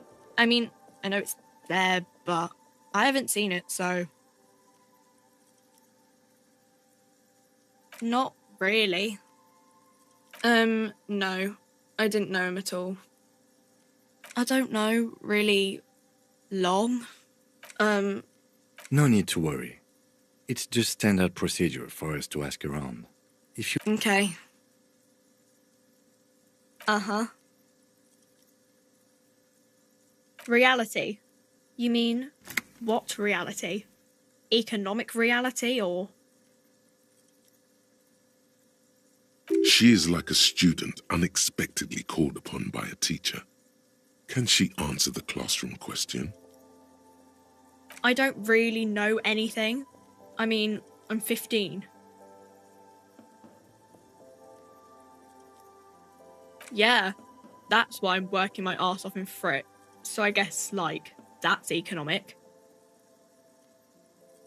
I don't know. What about it?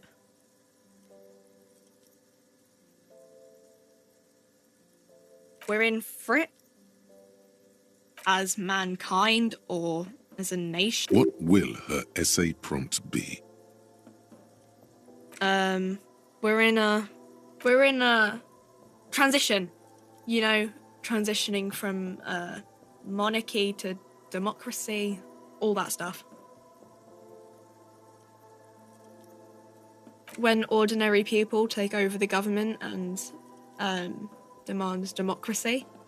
Yeah, it happened like 50 years ago or so. Sorry, I'm not very good at this. At history, I mean. I don't know. Look at the clock. It's right behind you on the wall. The clock shows the time at 10:09. The hands seem to be still. It's apparent the clock doesn't work. Our government? Or do you mean something else? Sorry, I really need to finish this article. Cool. A warehouse? She scrunches up her face into an... Fine. Frit doesn't have a warehouse.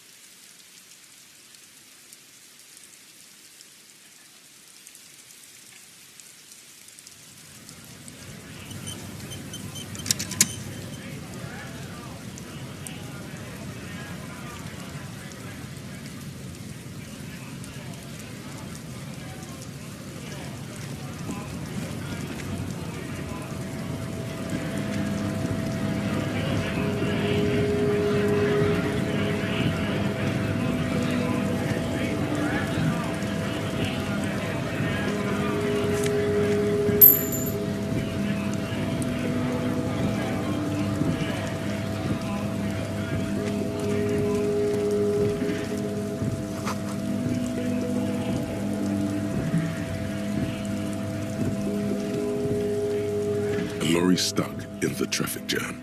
This big, heavy Grab-made machine is well kept for such an old machine. The windows are clear. They've been recently washed.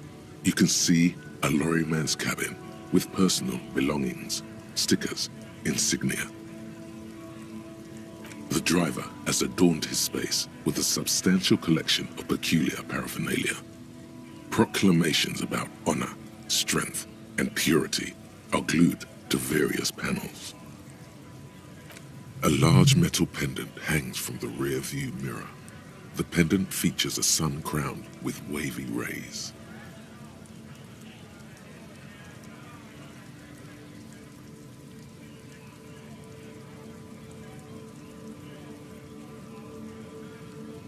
It is the seal of Royalist era Revachol.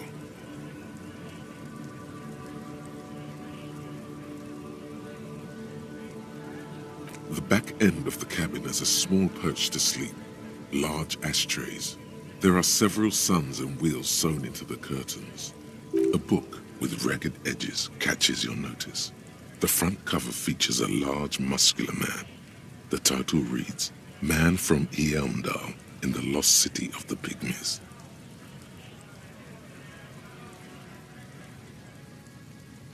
Racist nationalist paraphernalia.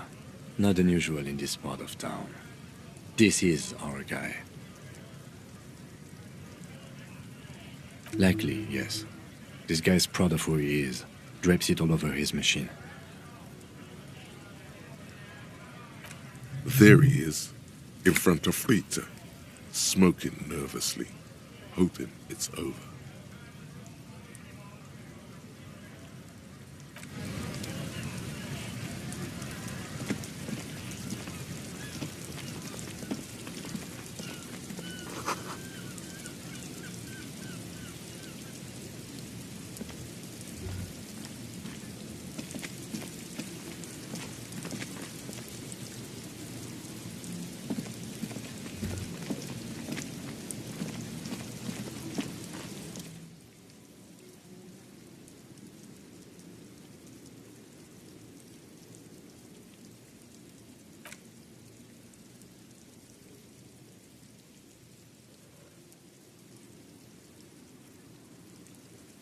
As you look up, you notice something about the statue. There are some odd indentations on the king's chestpiece. Something with great kinetic energy seems to have impacted the cuirass, around where the heart is. A bullet? Someone shot him in the heart. Interesting. Okay, I can't see it, but I take your word for it. Well, Martinez is riddled with bullet holes. This place saw a lot of action during the revolution. But the statue is recently renovated, so maybe a joke? Target practice or a political statement?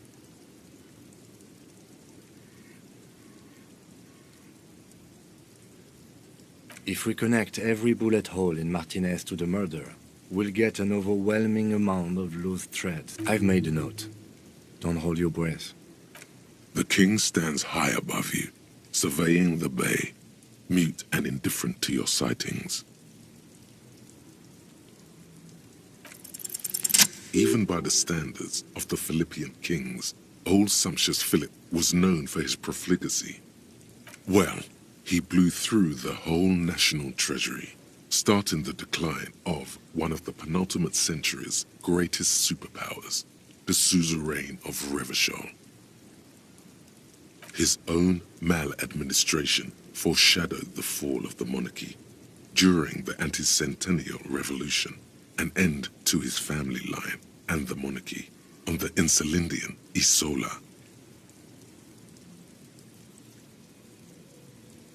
Stories have it that he had his bedroom converted into a treasure chamber, where he stored unfathomable wealth. Krugerrands, bars of gold, ornate weaponry, armor, and various chalices. There were whispers he slept on a huge pile of gold-dipped feathers, like some obese dragon, instead of a bed, like a normal person.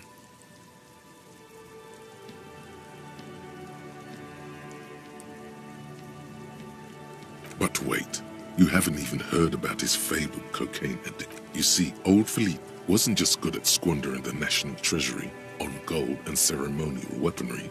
He was also a prodigious snorter of nose candy. That's what the revolutionaries said 150 years later, right before they emptied out the royal mausoleum and dumped His Majesty's mortal remains in the Insulindian Bay. His Majesty's courtiers said it helped him connect with the higher realms. beneath the cold waters of the Insulindian Bay, thrown there by the revolutionaries after they cleaned out the royal mausoleum. The original was blown apart by communards, then further damaged during the landing of the coalition's airships during the turn-of-the-century revolution, when Martinez was leveled. Most historians think the coalition's hasty landing may have ultimately saved the statue. If the communards had more time, they would have reduced it up to even finer pieces. Some years ago, a group of liberal, artistically inclined individuals, designers mostly, thought it would be ironic to restore the statue of the most wasteful ruler of Revachol in the poorest part of the city. The statue is supposed to capture the moment it was blown apart, like an instant frozen in time, a rare butterfly trapped in amber, floating on a sea of shit. People in Martinez tend to disagree, as do many prominent art critics and thought leaders with more nuanced social awareness than the young ironists. Those critics might have it wrong, though. There's more to it than just ironism, but you can't say what precisely. Perhaps this art mystery will be solved at a later time. Philip III, the Squanderer, however, with his bronze face up in the air, doesn't seem concerned about what the hoi polloi think of him in death. Not that he ever did in life either.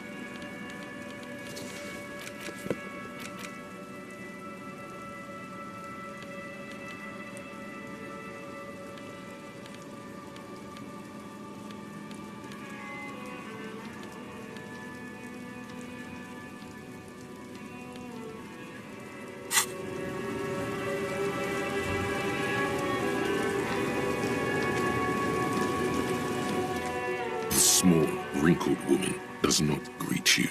She nods along to something on her radio. A photograph is clutched in her hands, and there is a warm smile on her face. The photo, an ambrotype from the turn of the century, as golden as her smile. No response. Wherever this woman is, your words fail to reach her. Wait. She's just a distracted old woman. Better to leave her alone. Why? I just told you why.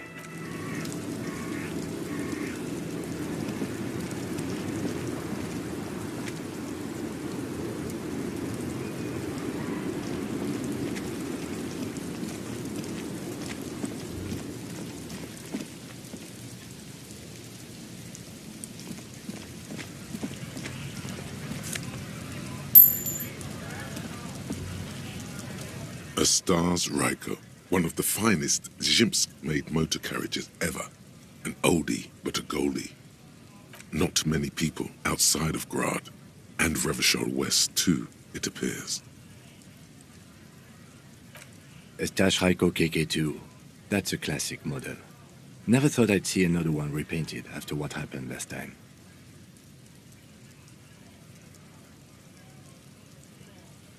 An old case for my precinct. A couple of Zhimsk migrants saw a Stas Ryko stopped in the street, painted just like this, muddy brown. Murdered the driver on the spot. They said it was an honor killing, hussar style. The Zhimsk community protested the trial, flying the banners of some old king or whatever. 5,000 came to protest. Correction. 4,395. The fourth largest public protest of a criminal trial in Revachol.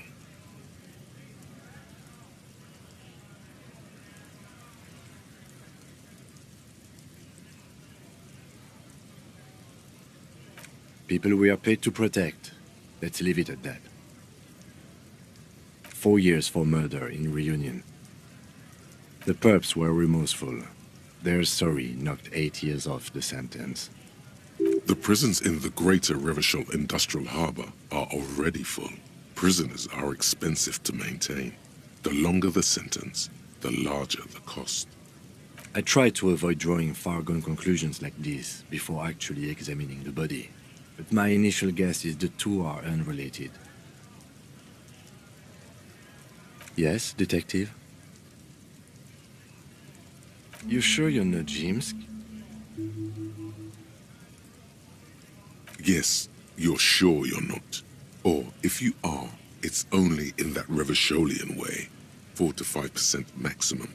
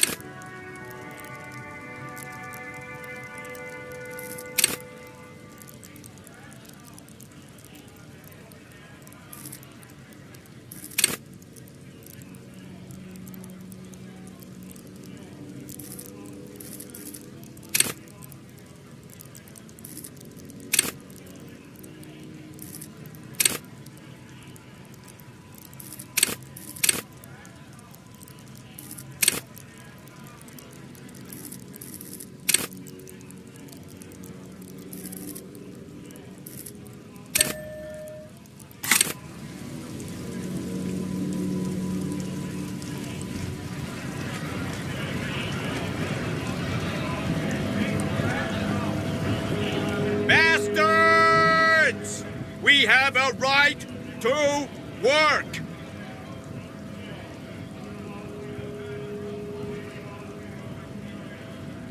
Hold up and stay frosty, everyone. Cops are here. You here to fuck with us? Beat the honest worker down. We're here to fight for a cause. Stripes usually have problems with people who have causes. Good. We're fighting for a cause here. Right to work! Besides, we're not that different. It helps if people see us talking, cops and strikebreakers together. Shows authorities are on our side. Builds confidence. Rights of people, rights of workers, to have gainful employment, to make a salary, and feed their families. His manner of speaking is wooden, the tone of voice bland and uninspired, almost as if compiling replies from a set of learned phrases. Maybe you should ask them the questions, like why we're not allowed to make a living here. Shame on you! We have families to feed, you piece of shit. So do we, Scott.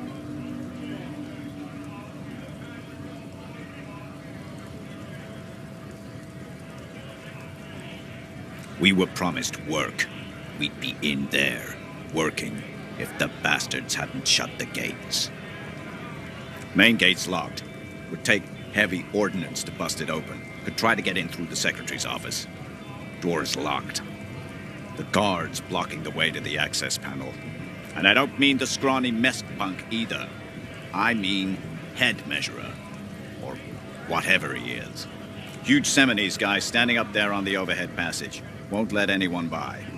The access panel is right behind him. Bad. Standing on a narrow bridge, he's got a strategically advantageous position. and he's trained. I don't know how the Union has a trained killer up there, but that one's no joke, and my men are tired and hungry. They're workers, not fighters. Like civilized folk, you mean? These native fucks don't understand civilized. It would be better for the neighborhood if you went home, at least for now, if you can't get in anyway. No!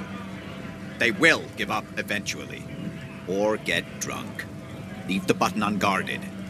Then we charge. Honest men and women, with rights to work, to be useful, not toys for corporate interests. We came here to help the harbor run smoothly in time of crisis. If Union fucks don't want work, they ought to let in those who do want work. I have a question. Why do all these men follow your leadership? You think they follow because I'm big and loud? No. They follow the rules of the market, the rules of the economy, because they were given a job to do! Have fun. Union shits are on full strike. Don't think they're going to let you through the gates. I'm trying to meet their fat boss.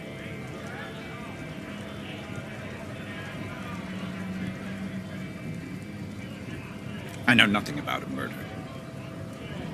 Wouldn't put it past these harbor bugs. They'd do anything to stay alive. Right to work! It's shameful. Cops doing nothing. You should bring backup, open up the gates for us. Blockading gainful employment for workers is a crime. We are not picking a side in this just yet, sir. Pity. Let us work! When a bunch of ungrateful, lazy cockroaches can't get their act together, decide to block honest work for other people. Beats me. They mumble nonsense about boardrooms and workers' rights, while we... There's something odd in the way he carries himself. His set of clothing looks vaguely mismatched. The different pieces of the attire seem ill-fitting. His shirt is far too small and an unpleasantly tight fit, while the overalls, held up by a belt, seem to fit a man with much more corpulence. He ignores your question, choosing instead to turn to the emaciated workers, raising both fists in the air. Silence is the answer. There's something off here, but he won't say what. You've been talking to him for quite a while now. Something is off with this guy. Ask him where he's from. What's it to you?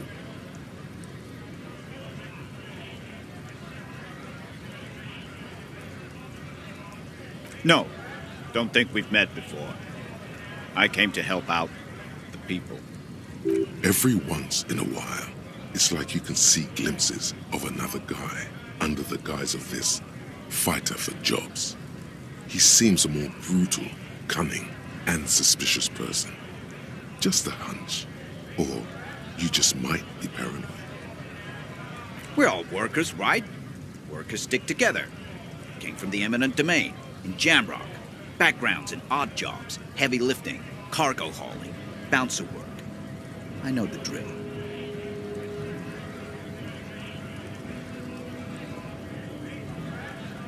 Worked at Territorial. Ring a bell? Uh-huh. It was a long time ago. What's it to you? Big mess, caused by union greed. Every once in a while, it's like you can see glimpses. We're all workers, right? Worked at Territorial. Ring a bell? We're done here. I have a strike to break.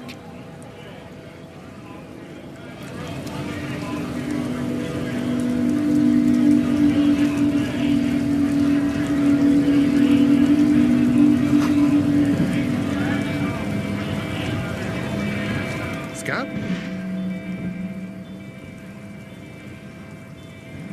You're hazy on the notion of a scab. Smells like politics, though. Maybe it's got something to do with the flask he reaches for from time to time. A kind of a worm, content with mere survival. They come, they want to do our job for shittier pay, screwing over both themselves and us. Everybody loses. Beats me. Somewhere in the ground, I think. Gotta be bloody stupid or freaking evil to scab. Or I guess scared, maybe. But scared of what? Of who? Personally, I'd rather beg than scab. If the gentleman shouting on the street came begging, maybe they'd have gotten something.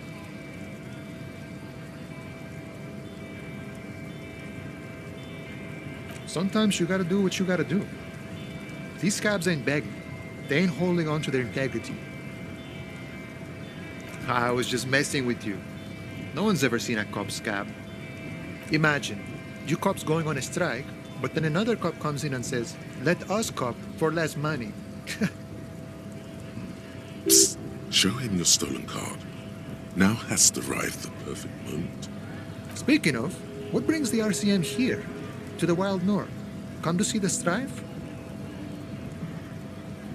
The man looks at the colorful piece of plastic. But that's not you, officer. From back when you were not a cop, but a heavy-set, dark-skinned dock worker named Santiago Jean? Yes, and you also told me you're a cop. But now that this is settled, how do you... Now you're in a mess. The time hath not arrived. Sorry. Oh, John's been out drinking himself blind again? He should watch his step, that John. Can I have the card? No, it will prove useful still. Believe your thieving fingers. Oh, is my friend in some sort of trouble? Who knew?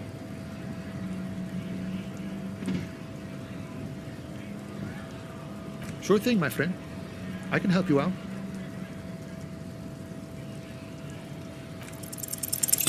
The coin narrowly slips by your outstretched fingers and falls to the ground. Oh, I'm sorry. Didn't mean to throw it like that. It's a thing we harbor folk do. Passing was not meant as provocation or ridicule.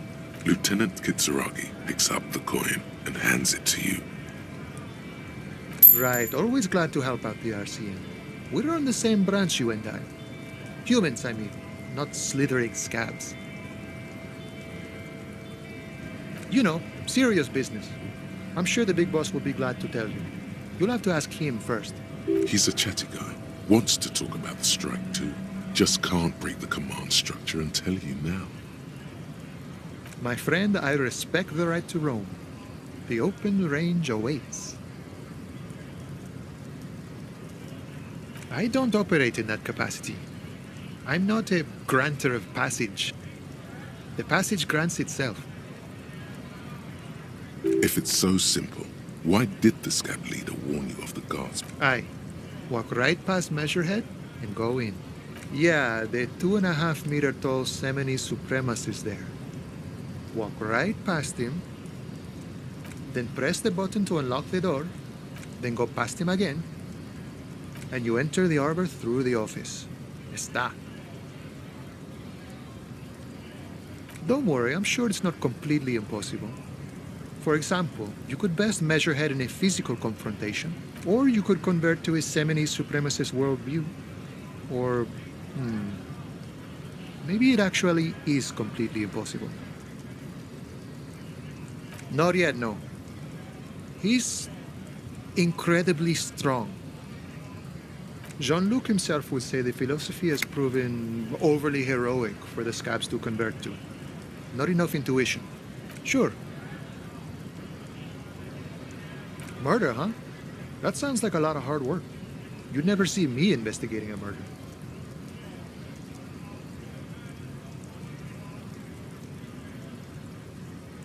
Of course, Policia. It wasn't me. You can rule me out. He didn't do it. It's the truth.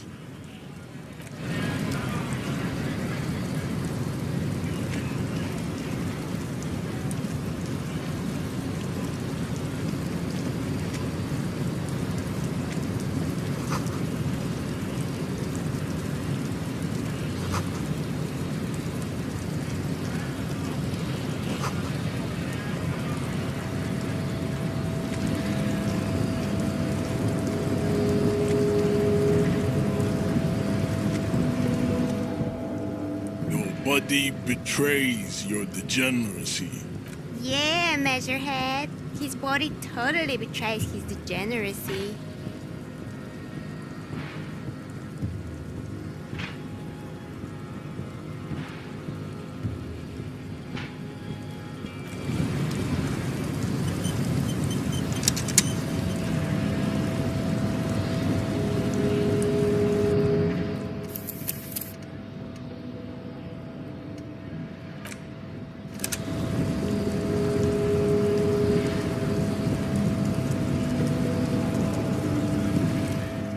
Body continues to betray your degeneracy. That is precisely the negligence that has led you to succumb to Al-Ghul. You reek of it. An invisible sword of Al-Ghul emerges from your throat. You cannot see it, but others can. It is making the woman in my company sick.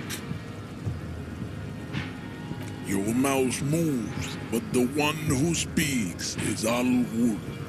You are but a vessel for the Ghul now. Occidental Haplogroup B4 is done giving orders around here. Does this remind you of someone? The guy down there?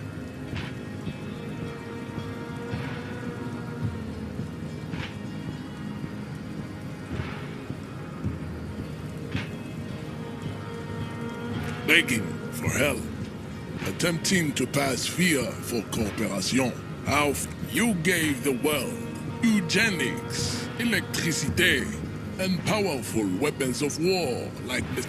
You dominated lesser cultures, like the deformed Hemians and the inexplicably potato-obsessed Khoikos. You will be superseded. Isn't that right, babe? It is, baby, yeah. There is a button right behind him, just out of reach. It must be the one that opens the door to the harbor.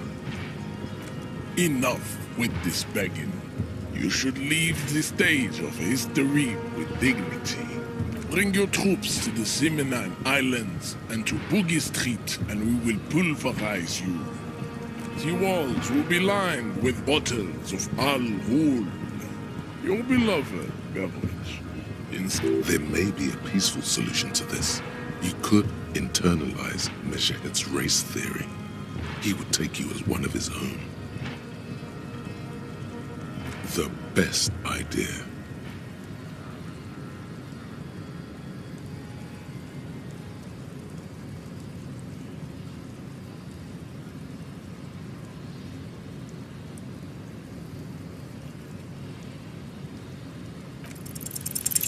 Go ahead. Don't be shy. Just ask for race secrets. That's understandable. Jean-Luc Measurehead is a sage. He does not so much as glance at the object. Stop showing me your pathetic cup. He had nothing to do with it.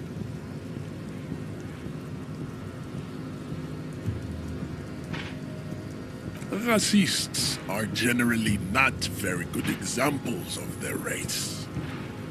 Welcome to Revachol. You hear him yell at a redhead woman visiting a fritter nearby. He must think redheads are immigrants. I am not like them. I am craniometric perfection. I have taken the trouble to permanently draw a phrenologic grid on my skull and features. The drawings are precise and look true to their pseudo-scientific ambitions. One thing, however, it is not entirely free of throwbacks in the phylogenetic tree. His large jaw, for example, could be a trait indicative of criminalism. Also, his earlobes could be small.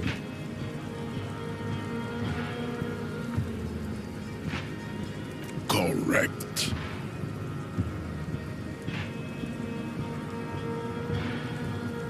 The man looks at you, silent and... You are not Santiago. Santiago is not you. Even the phrenically impaired Don't be vulgar. White or not has got little to do with this. The race enigma is much deeper than that.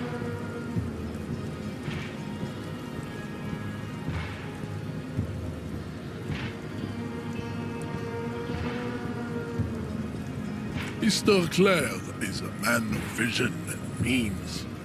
He has the will to confront polycultural capital, something your race, naivistic communists, never did. Also, to serve is noble. It takes discipline. Your petulant individualism has only contributed to your race failure. It is lax and moronic.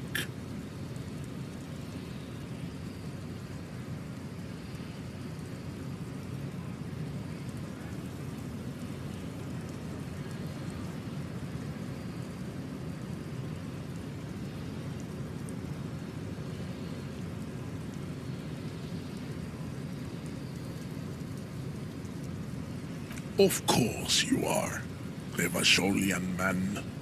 The failure of communism to challenge the world order is the core of your race fate. All around you, the fruits of its defeat.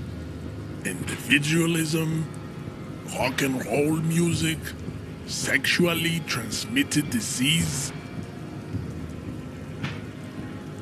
Above all, rampant multinational finance still reigning large.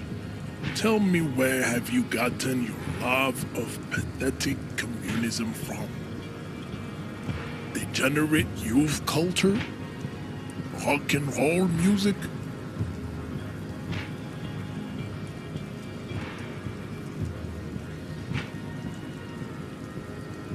Offshoots of the Seminoles people invented disco while having sex under the influence of cocaine. It is a shame upon my race. But what is done is done. I am not surprised you enjoy it so much. This has happened to many of the side products of the inevitable cultural victory of the Seminoles race.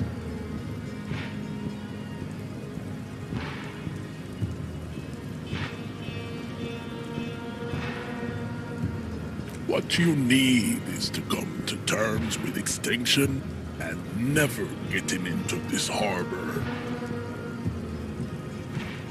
I think this racist is better than the last, but the next racist will be the really good one. That will be the...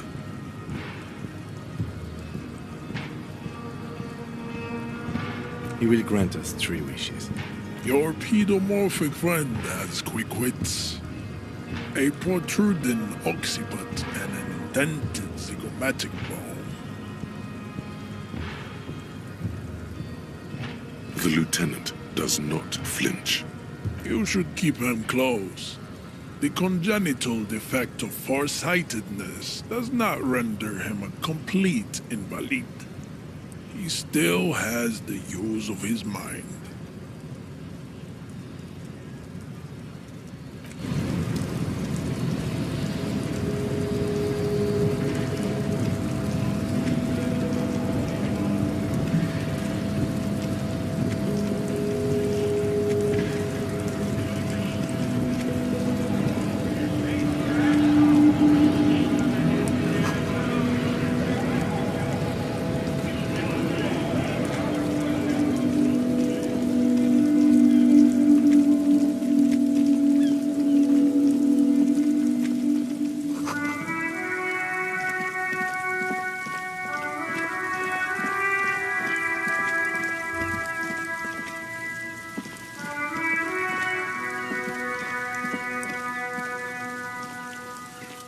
Stuck in the rain in a traffic jam, man. What's on your mind?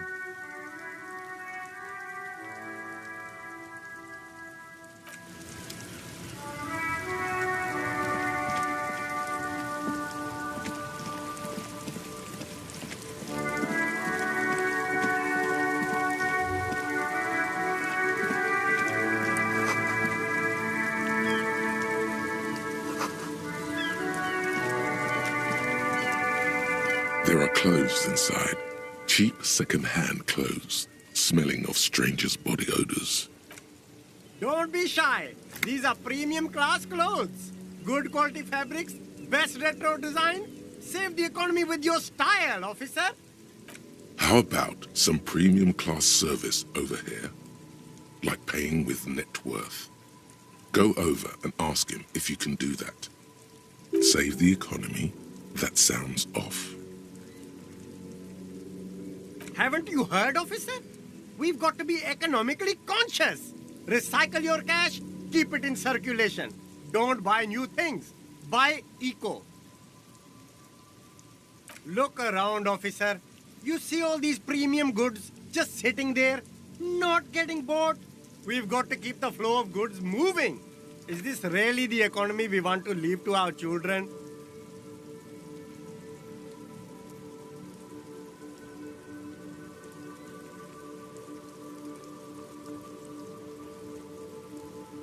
And what? Oh. Look, man, I'm not into politics. I like everyone. Check out the box. Haven't you heard, officer? We've got to be economically conscious. Look around. Is this really the economy we want to leave to our children? That's the spirit. We've all got to do our part. You find your hands deep in tattered and faded garments made from weird polyester blends. The box smells like cat piss. Economical, but also trendy. Look first-hand, buy second-hand. Keep the economy moving. No good. All you can come up with are some treated wool pants. You can tell they're too tight around your thighs. No luck? Why not take another look, officer? Keep supporting the economy.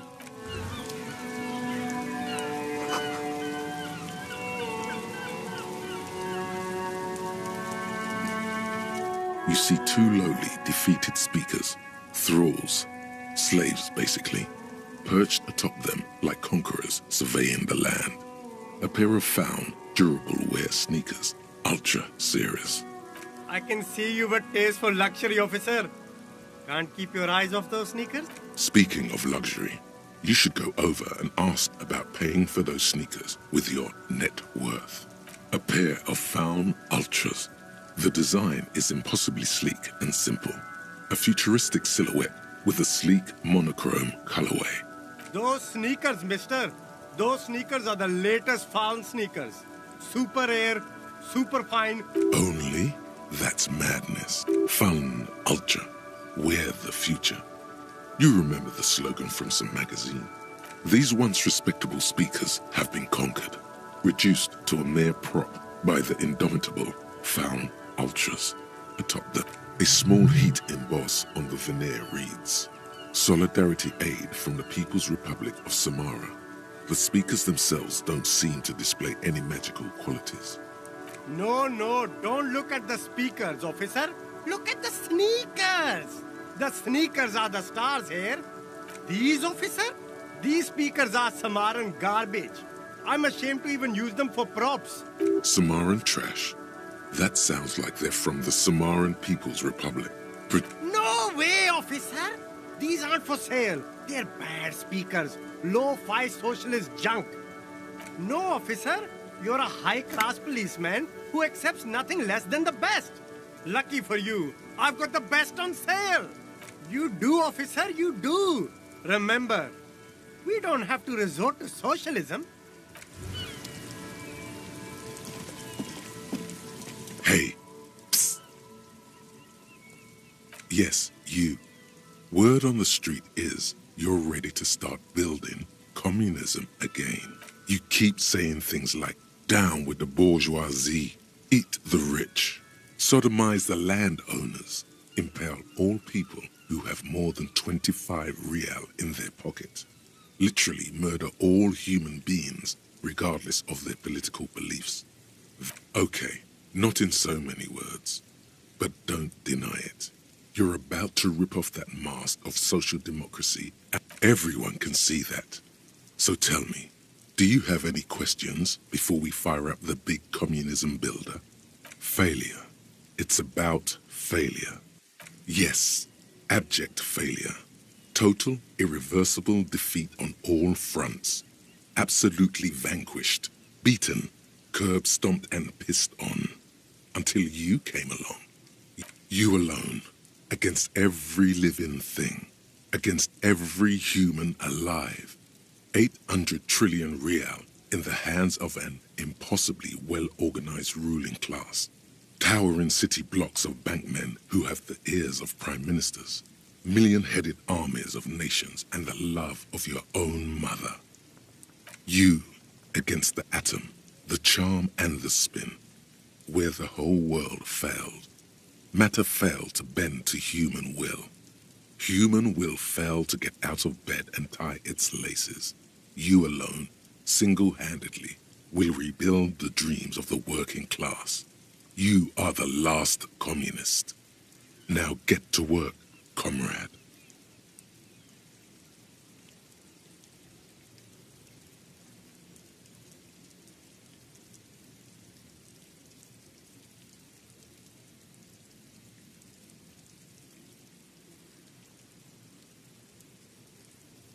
Oh yeah, get the firing squads and the animal wagons ready. Too late to back out now. You can't make it.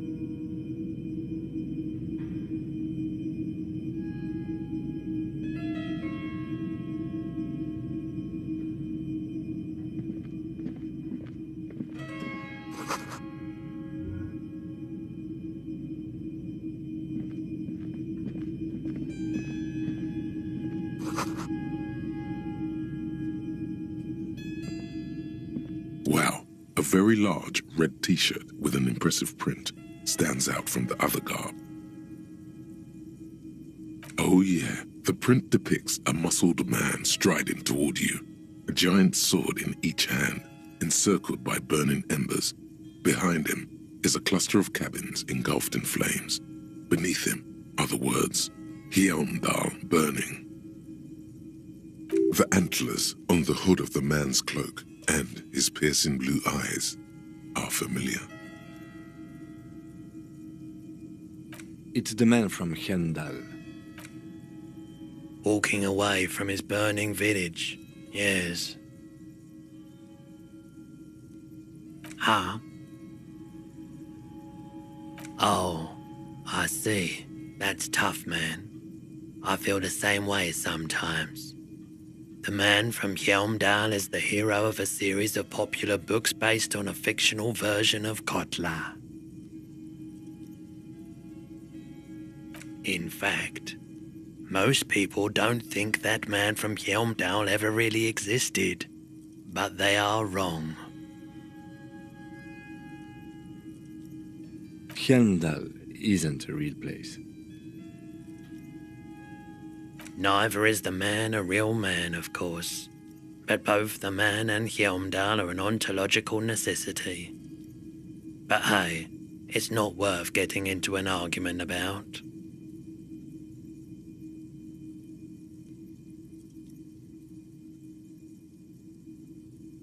Wow, what?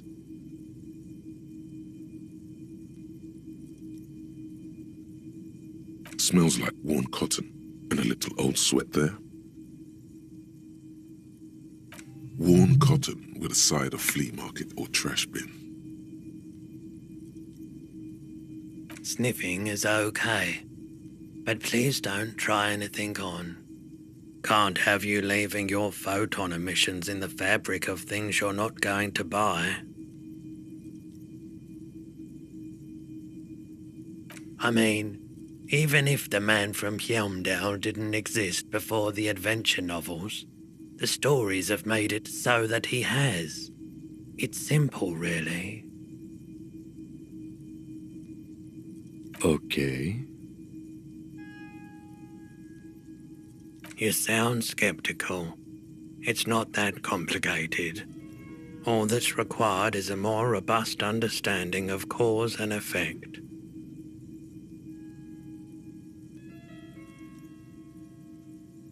Besides, I've been to Kotla, though not quite as far north as the Hjelmdal, and watched northern lights travel across the sky. Very unique, energetic tides there. It's for the best, because Hjelmdal is not a real place, and thus he could not have gone there.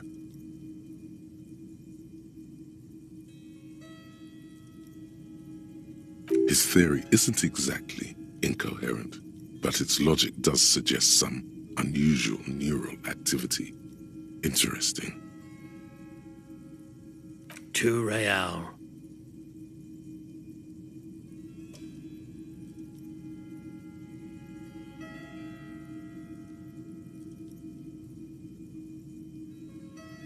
That's dirt cheap. But why?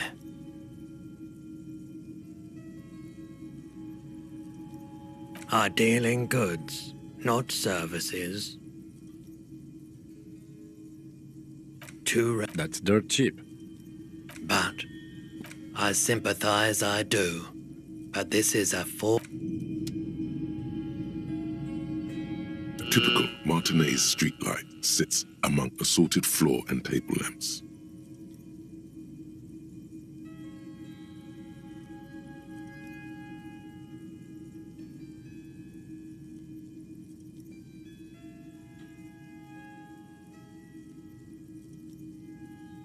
The light pole has been carefully cut, and the wiring has been redone and attached to a standard indoor plug. The light buzzes faintly, but persistently.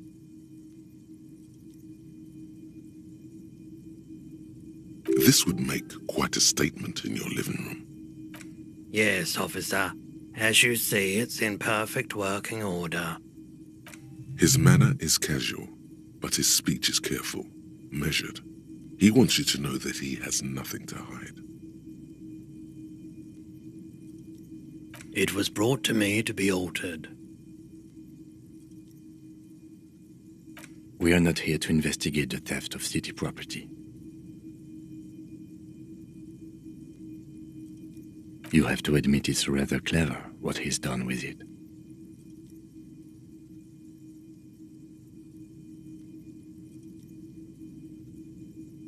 700 real. A bargain, I dare say.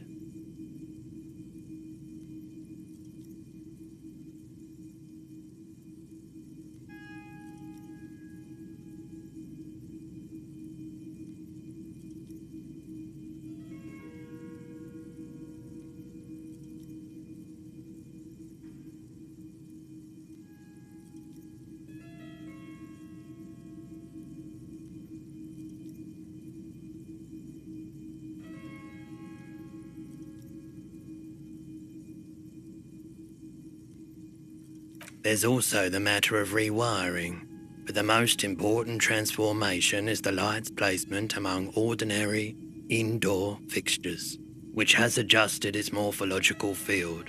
The light became suitable for use inside the home just a few days ago.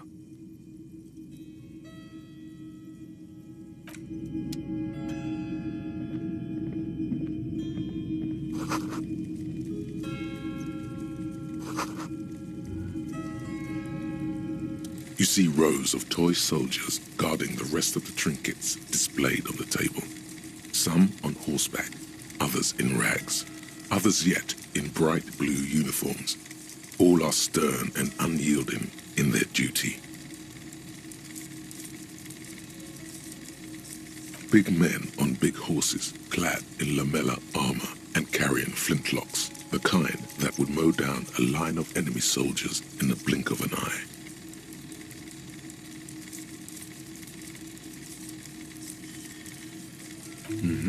I used to be very serious about my Franco-Nigerian night.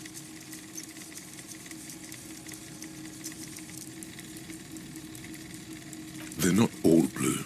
These figurines also wear gold coats and caps, complemented by orange trousers. They are variously posed, wielding swords and rifles with bayonets.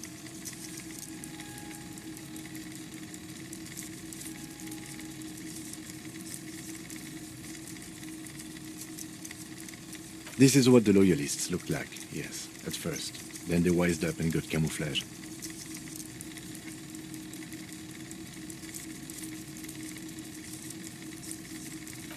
Which ones? Ah, those. Yes, they are.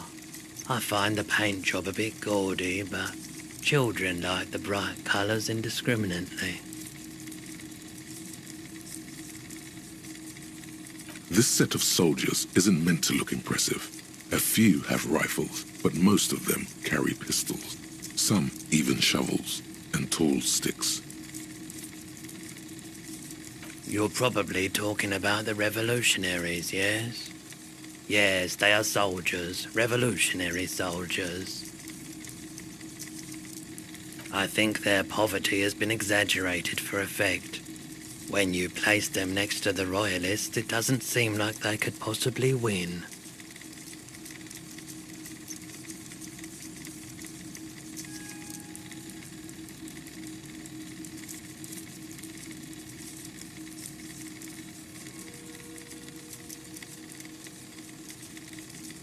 Maybe.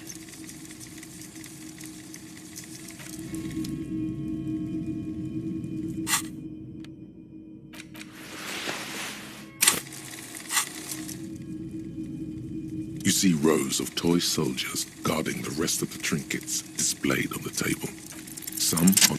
Why? What's this? A headless man riding a horse?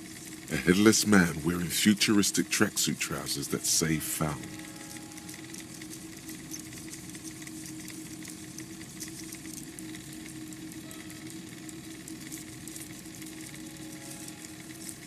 Oh, that's the headless phone rider.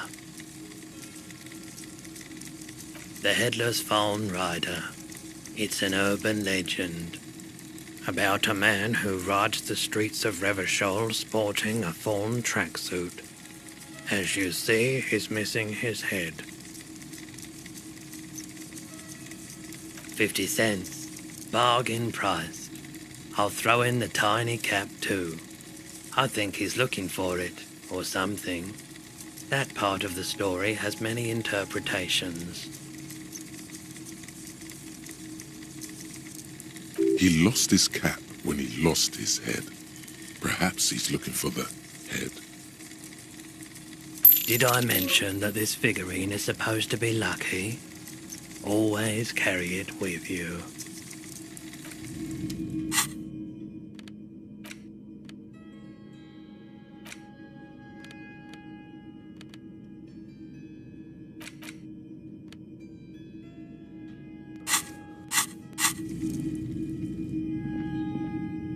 It's not often that I see officers from the RCM in my pawn shop.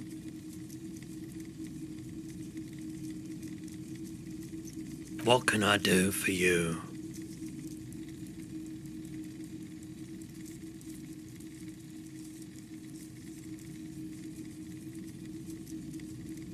Oh no, not at all.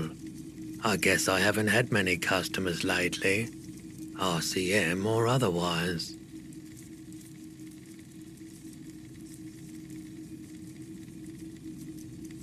Who are your customers usually?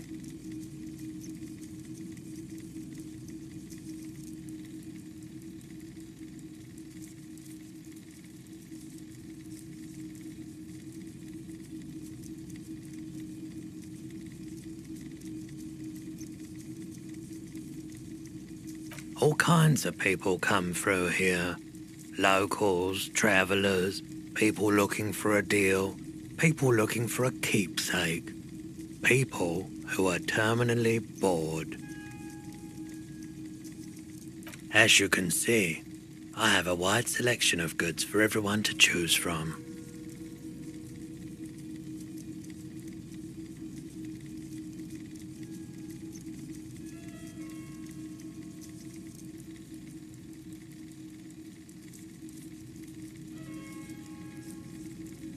It keeps me entertained.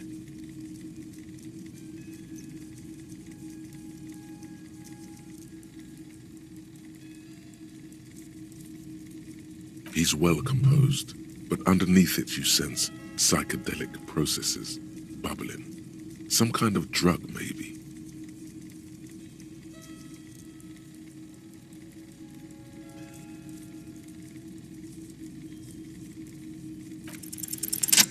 Feeling warm and enthralled by the movement of light, while the mind continues to race forward. Lucky bastard. He's probably on Parolidon. It's tough to come by on the street. A drug developed by the military to treat and prevent radiation sickness. It has psychedelic side effects, and it makes your eyes turn yellow.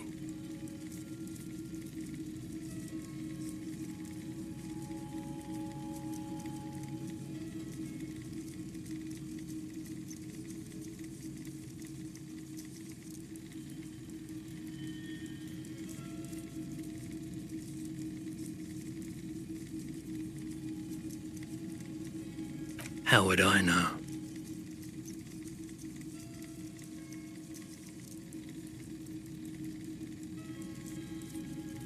Parolidon is just something since the People's Power disaster. I was with the Emergency Relief Brigade. Had to take it for radiation sickness.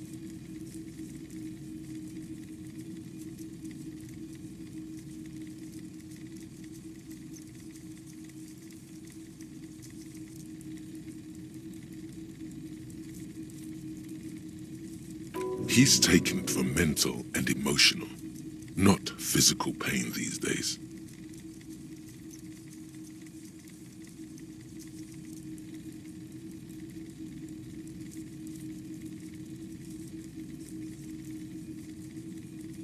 We were an all-volunteer force, self-organised, tried to help the fire brigades contain the spill.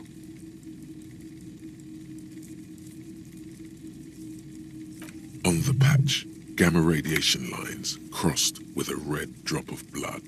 I lived by the river since I was a small boy. The Esperance didn't have the art to let it all go to shit without trying to do something to help out.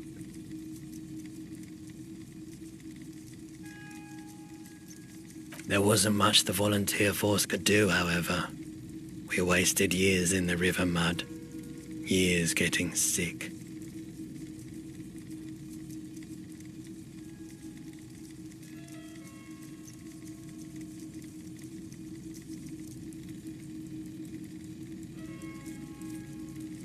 A bad idea. Some poor leftist built a particle decay generator in hopes of bringing affordable electricity to underserved communities. It malfunctioned. Radioactive waste everywhere. Probably some of it in you too.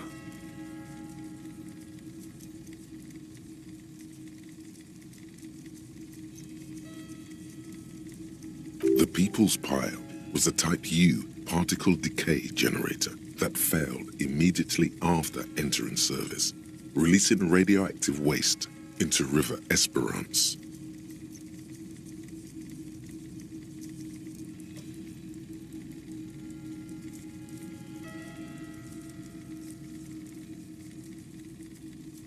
A primitive nuclear reactor, also called a pile. Construction began during the Commune of Revachol. The people continued work on it after the Commune fell. They wanted a cheap source of energy for Revachol West.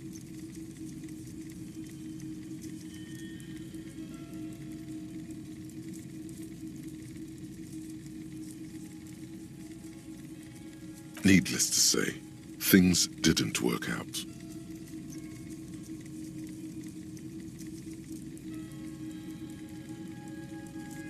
An emergency valve defect resulted in steam pressure blowing the turbine, taking the fuel containment vessel up in the explosion. Both the faulty design and lack of finances contributed to the catastrophe.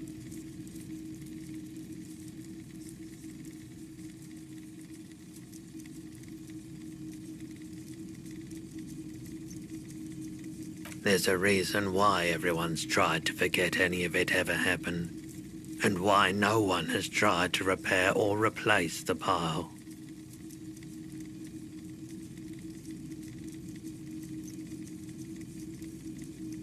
So much disappointment and early deaths, cancer mostly. And we knew all that was coming even as we were cleaning up as best we could. No one's. Everyone's. A bunch of poor people built themselves a primitive nuclear reactor, hoping for the best. What do you think is going to happen?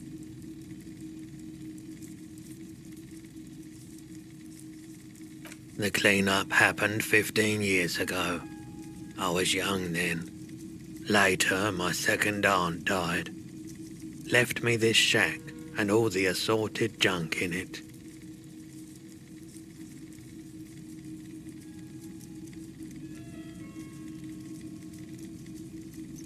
So I came to Martinez. People told me don't go there. It's a shithole. I said, people, we just had a nuclear pile meltdown. I'm gonna get as far away from Forberg as I can. Still in the same city, but...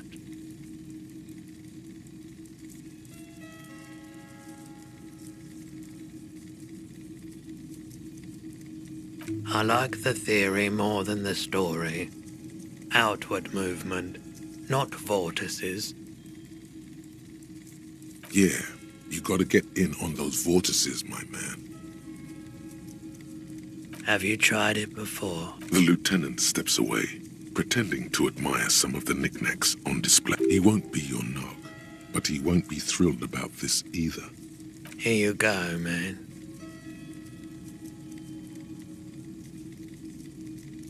Of course. Let me have a look. Anything else you're thinking of selling?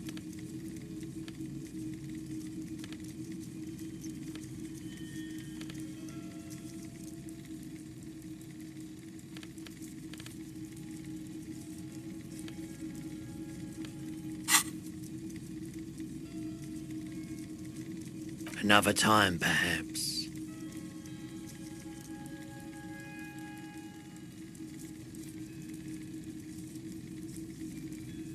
I doubt it, but I can try and answer any questions you may have. I do my best to keep my distance from all manner of butchery. Bad for business, bad for everyone. He doesn't know anything. The pawnbroker's gaze is already fixed on the dancing colors. Someone else came here earlier today asking the same question. I promptly sold her the gun you pawned a couple days back.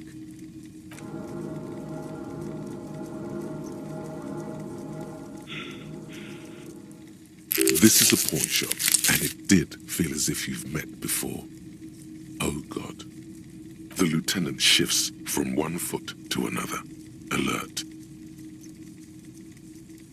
You were adamant about getting rid of it, officer. Said you were undeserving of a service weapon of the Revachol Citizens Militia.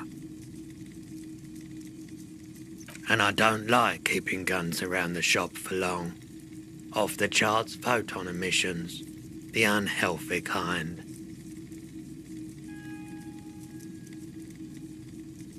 She didn't seem like a policeman, although she kept referring to herself as a pig, which was odd. I found her interest in the gun a bit obsessive. Truth be told, she was terrifying. Right, so let me get this right. You sold your sidearm, issued by the Citizens Militia, and now a civilian is running around the streets of Martinez with it?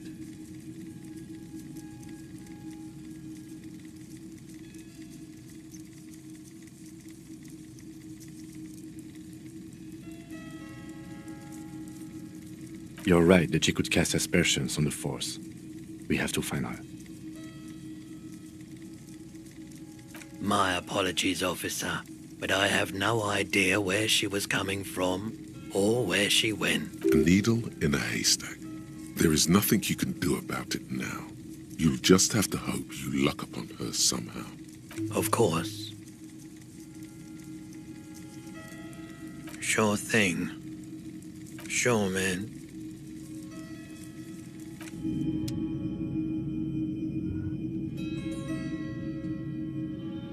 The boomboxes on the shelf look well-loved and well-traveled. Chipped, dented, they stare at you with the unblinking eyes of their tape reels. One especially catches your eye. Deep gold and amber plastic with a big old handle on top.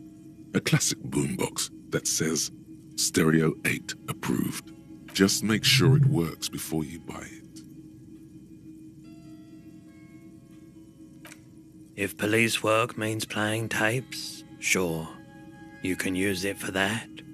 Or any other time you'd need to play a tape. Is the Harman Welshie W2. Made in Vespa. Designed in Seoul.